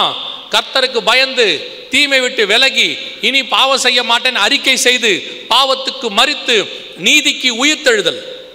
இந்த ஞானஸ்நானம் எடுத்திருக்கணும். இதைத்தான் ஒரே வசனத்தில் ஆண்டவர் சொன்னார், விசுவாசம் உள்ளவனாகி ஞானஸ்நானம் பெறுகிறவனே ரட்சிக்கப்படுவான். இது எடுத்திருக்கணும். 3வது, எபேசியர் 4:30, மீட்கப்படும் நாளுக்கென்று முத்திரையான பரிசுத்த ஆவியை துக்கப்படுத்தாதிருங்கள். அதைத்தான் உங்களுக்கு இவ்வளவு நேரம் சொன்னோம். பரிசுத்த ஆவியானவர் தான் நடத்த முடியும், அவர்தான் போதிக்க முடியும், அவர்தான் உங்களை கொண்டு போய் பரலோக ராஜ்யத்தில் சேர்க்க முடியும். பரிசுத்த ஆவியானவர் உங்களுக்குள்ள வந்துட்டார்னா பரலோகத்துக்கு உங்களை அவர் ஆயத்தப்படுத்துகிறார்னு அர்த்தம். இது 3ம் பேசிக், அடிப்படை. அதைத்தான் இது பைபிள் சொல்லக்கூடிய அடிப்படை உபதேசம். இது பரலோகத்துக்கு வருகையில் போகிறதுக்கான அடிப்படை. மற்ற காரியங்களை குறித்து கர்த்தருக்கு சித்தமானால் நாளைக்கு மாலை வேளையிலே பார்க்க போகிறோம். நாம் ஜெபிக்க போகிறோம். எழுந்திரிக்கலாமா? நாம் எல்லாம் எழுந்திரிக்கலாம். உங்களை நீங்கள் ஆராய்ந்து பாருங்கள். 1 கொரிந்தியர் 11:31 சொல்லுகிறது, நம்மை நாமே நிதானித்து அறிந்தோமானால் நாம் நியாயம் தீர்க்கப்படும். உங்களை நீங்கள் ஆராய்ந்து பாருங்கள். எல்லாத்தையும் கொஞ்சம் ஓரம் வச்சிடுங்க. எல்லா கண்களையும் மூடுவோம். ஒரு 2 நிமிஷம் மாத்திரம். நீங்கள் சொன்ன நேரத்துக்கு நான் கரெக்டாக முடிச்சுடுவேன். அதுக்கு மேலே 1 நிமிஷம் கூட எடுக்க மாட்டேன். எனக்கு கொடுத்த நேரத்துக்குள்ள நான் முடிச்சுடுவேன். உங்களை நீங்கள் ஆராய்ந்து பாருங்கள். நீங்கள் யார் என்னங்கிறத கொஞ்சம் ஓரமாக வச்சுருங்க. என்ன படிச்சிங்க, என்ன வேலை பார்க்குறீங்க, உங்கள் அந்தஸ்து என்ன, உங்கள் சோ என்ன, எல்லாத்தையும் தூக்கி கொஞ்சம் ஓரமாக வச்சுருங்க. சர்ச்சில் உங்களுக்கு என்னதான பொசிஷன், சபையில் நீங்கள் யார் எல்லாத்தையும் கொஞ்சம் ஓரமாக வச்சுடுங்க. வச்சுட்டு தேவ சமூகத்தில் உங்களை தாழ்த்துங்க. அப்பேற்பட்ட சமஸ்த இஸ்ரவேலுக்கு ராஜா தாவீதே தன்னை தேவனுக்கு முன்பாக தாழ்த்தினான்னு இருக்கு. அவங்க கூட பார்த்தா நம்மெல்லாம் ஒன்றுமே கிடையாது. தாழ்த்துங்க ஆண்டவருக்கு முன்பாக. இயேசு கிறிஸ்துவே சிலுவையின் முடிவு பரியந்தம் தன்னை தாழ்த்தினார்னு இருக்கு.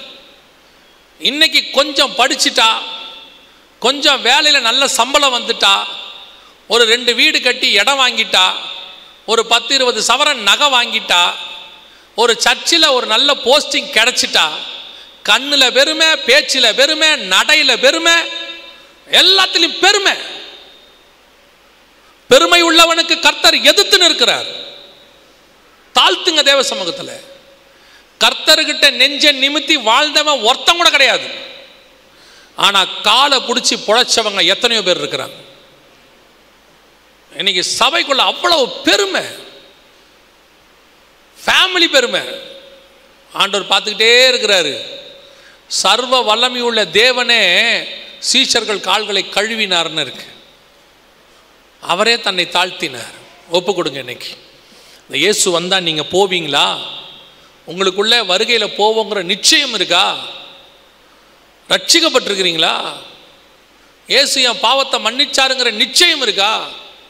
உங்க சிந்தனையில், பேச்சில், செய்கையில், நடக்கையில் எல்லாத்துலேயும் பரிசுத்தம் இருக்கா? நீங்க ஃபோனில் என்ன பார்க்குறீங்கன்றது உங்களுக்கு தெரியும், தேவனுக்கும் தெரியும். யாருக்கும் தெரியாம நீ என்ன பண்றங்கிறது உங்களுக்கும் தெரியும், தேவனுக்கும் தெரியும். சகலமும் அவருக்கு முன்பாக நிர்வாணமாக இருக்கிறது. மனைவிக்கு தெரியாது, பிள்ளைகளுக்கு தெரியாது நீ நினைச்சுக்கிட்டு இருக்கிற. ஆண்டவர் சொல்றாரு, எனக்கு தெரியும். நான் ஏன் உன்னை இன்னும் வெளியரங்கம் ஆக்காம இருக்க தெரியுமா? நீ ரட்சிக்கப்படுவாய் என்கிற ஒரே நம்பிக்கையில் உனக்கு வாய்ப்பு கொடுக்கிறார் ஆண்டவர். God is giving you a chance. ஒப்பு கொடுங்க தேவ சமூகத்தில். இன்னும் கடினப்படுத்தாதீங்க, இன்னும் தலையை கடினப்படுத்தாதீங்க, வணங்கா கழுத்துள்ள ஜனங்களா இருக்காதீங்க. இயேசு வருகிற காலம் சமீபமாயிற்று. எப்ப வேணாலும் இயேசு வருவார். எக்காலம் தொனிக்கிறதுக்கு முன்னாடி கர்த்தருடைய வருகை இருக்கும். நாம் எடுத்துக்கொள்ளப்படுவோமா? நாம் ஒப்பு கொடுக்க போகிறோம். எனக்குள்ள இன்னும் மாற்றம் தேவை. நான் சர்ச்சுக்கு வரேன் தான், ஆனால் வருகையில் போவேங்கிற நிச்சயம் எனக்கு இல்லாமல் இருக்கு. ஆனால் இன்னைக்கு ஆண்டவர் பேசி இருக்கிறார் என் கூட. நான் இந்த வருகையில் நானும் போனோம், என் குடும்பமும் போனோம். நாங்கள் இயேசு வரும்போது அந்த நிமிஷத்தை தவற விட்டுறக்கூடாது. நாங்கள் அவரோடு கூட பறந்து போகிற கூட்டத்தில் காணப்பட வேண்டும் அப்படிங்கிற வாஞ்சை உள்ளவங்க, தீர்மானிக்கிறவங்கெல்லாம் உங்கள் கரங்களை தேவனுக்கு நேராக உயர்த்தி, ஆண்டவரே நீர் வரும்போது நான் மட்டும் அல்ல ஆண்டவரே, நாங்கள் குடும்பமாக எடுத்துக்கொள்ளப்பட வேண்டும். ஒப்பு கொடுத்து ஜெபம் பண்ணுவோம். கரங்களை உயர்த்தி இருக்கிறவர்களை கர்த்தர் ஆசீர்வதிப்பாராக. நம்ம எல்லாம் ஜெபிக்க போகிறோம் இப்பொழுது. எல்லாம் கரங்களை உயர்த்தி இருக்கிறவங்க எல்லாம் சடங்காச்சாரத்துக்கு கை தூக்காதீங்க. எல்லாரும் தூக்குறாங்களே தூக்காதீங்க. உன் கை தூக்கத்தில் கர்த்தர் கனப்படுத்த மாட்டார். கர்த்தர் இருதயத்தை பார்க்குறார். நான் தான் கையை பார்ப்பேன், கர்த்தர் இருதயத்தை பார்க்கிற தேவன். நான் என்னுடைய சாட்டிஸ்ஃபேக்ஷனுக்காக ஜெபிக்கிறதுக்கு தூக்குறது சும்மா வேண்டா வெறுப்பா அப்படியே கையை தூக்கி சும்மா தூக்குற கேஸு. உன்னெல்லாம் ஆண்டவர் என்ன செய்வார்னு ஆண்டவருக்கே தெரியும். நாம் ஜெபிக்க போகிறோம். எல்லா கண்களை மூடுவோமா தேவ சமூகத்தில்? எல்லாம் ஒப்பு கொடுத்து ஜெபம் பண்ணுவோம். சர்வ வல்லமை உள்ள எங்கள் ஆண்டவரே, 2ஆம் நாளுக்காக உமக்கு நன்றி அப்பா. நம்முடைய கிருபை உள்ள கரத்தில் தாழ்த்துக்கிறோம். இத்தனை ஜனங்கள் வந்திருக்கிறாங்க ஆண்டவரே. இத்தனை பேரும் அப்படியே உங்களுடைய வருகையிலும் வர கர்த்தர் கிருபை பாராட்டு. எந்த தடைகள் இருந்தாலும் இயேசுவின் நாமத்தில் நிர்மலமாகட்டும். உலகமோ, உலகத்துக்கு உண்டானவைகளோ, பாவமோ, ஆண்டவரே கலாத்தியரில் சொல்லப்பட்டதான மாம்சத்தின் கிரியைகளோ எதுவும் அவர்களை தடுத்து நிறுத்தி விடாதபடி நாங்கள் எப்படியாவது உன்னுடைய வருகையில் பங்கடைய எங்களுக்கு கிருபை பாராட்டுங்க ஆண்டவரே. ஆசீர்வச்சிருங்கப்பா. உலகம் என் பின்னே, சிலுவை என் முன்னேன்னு நாங்கள் ப்ரிஃபரன்ஸ் கொடுக்க கிருபை தாங்க. நாங்கள் மட்டும் இல்லை, எங்கள் பிள்ளைகளும் வந்துட கிருபை தாங்க. குடும்பமாக எடுத்துக்கொள்ளப்பட கர்த்தர் கிருபை பாராட்டுங்க ஆண்டவரே. எங்கள் சபையில் இருக்கிற, ஆலயத்தில் இருக்கிற ஒவ்வொரு குடும்பத்துக்கு விரோதமாய் போராடுகிற பிசாசின் கிரியைகள் எல்லாம் நிர்மூலமாவதாக உம்முடைய மகிமை மூடிக்கொள்ளட்டும். வந்த ஜனங்கள் அத்தனை பேரும் சுகபத்திரமாய் வீடு போய் சேர கிருபை தருவீராக. உம்முடைய வருகை தாமதிக்குமானால் நாளைய தினத்தில் சந்திக்க கிருபை தாரும். எங்கள் ஆண்டவர் இயேசுவின் நாமத்தில் ஒப்பு கொடுத்து ஜெபிக்கிறோம் எங்கள் ஜீவனுள்ள நல்ல பிதாவே.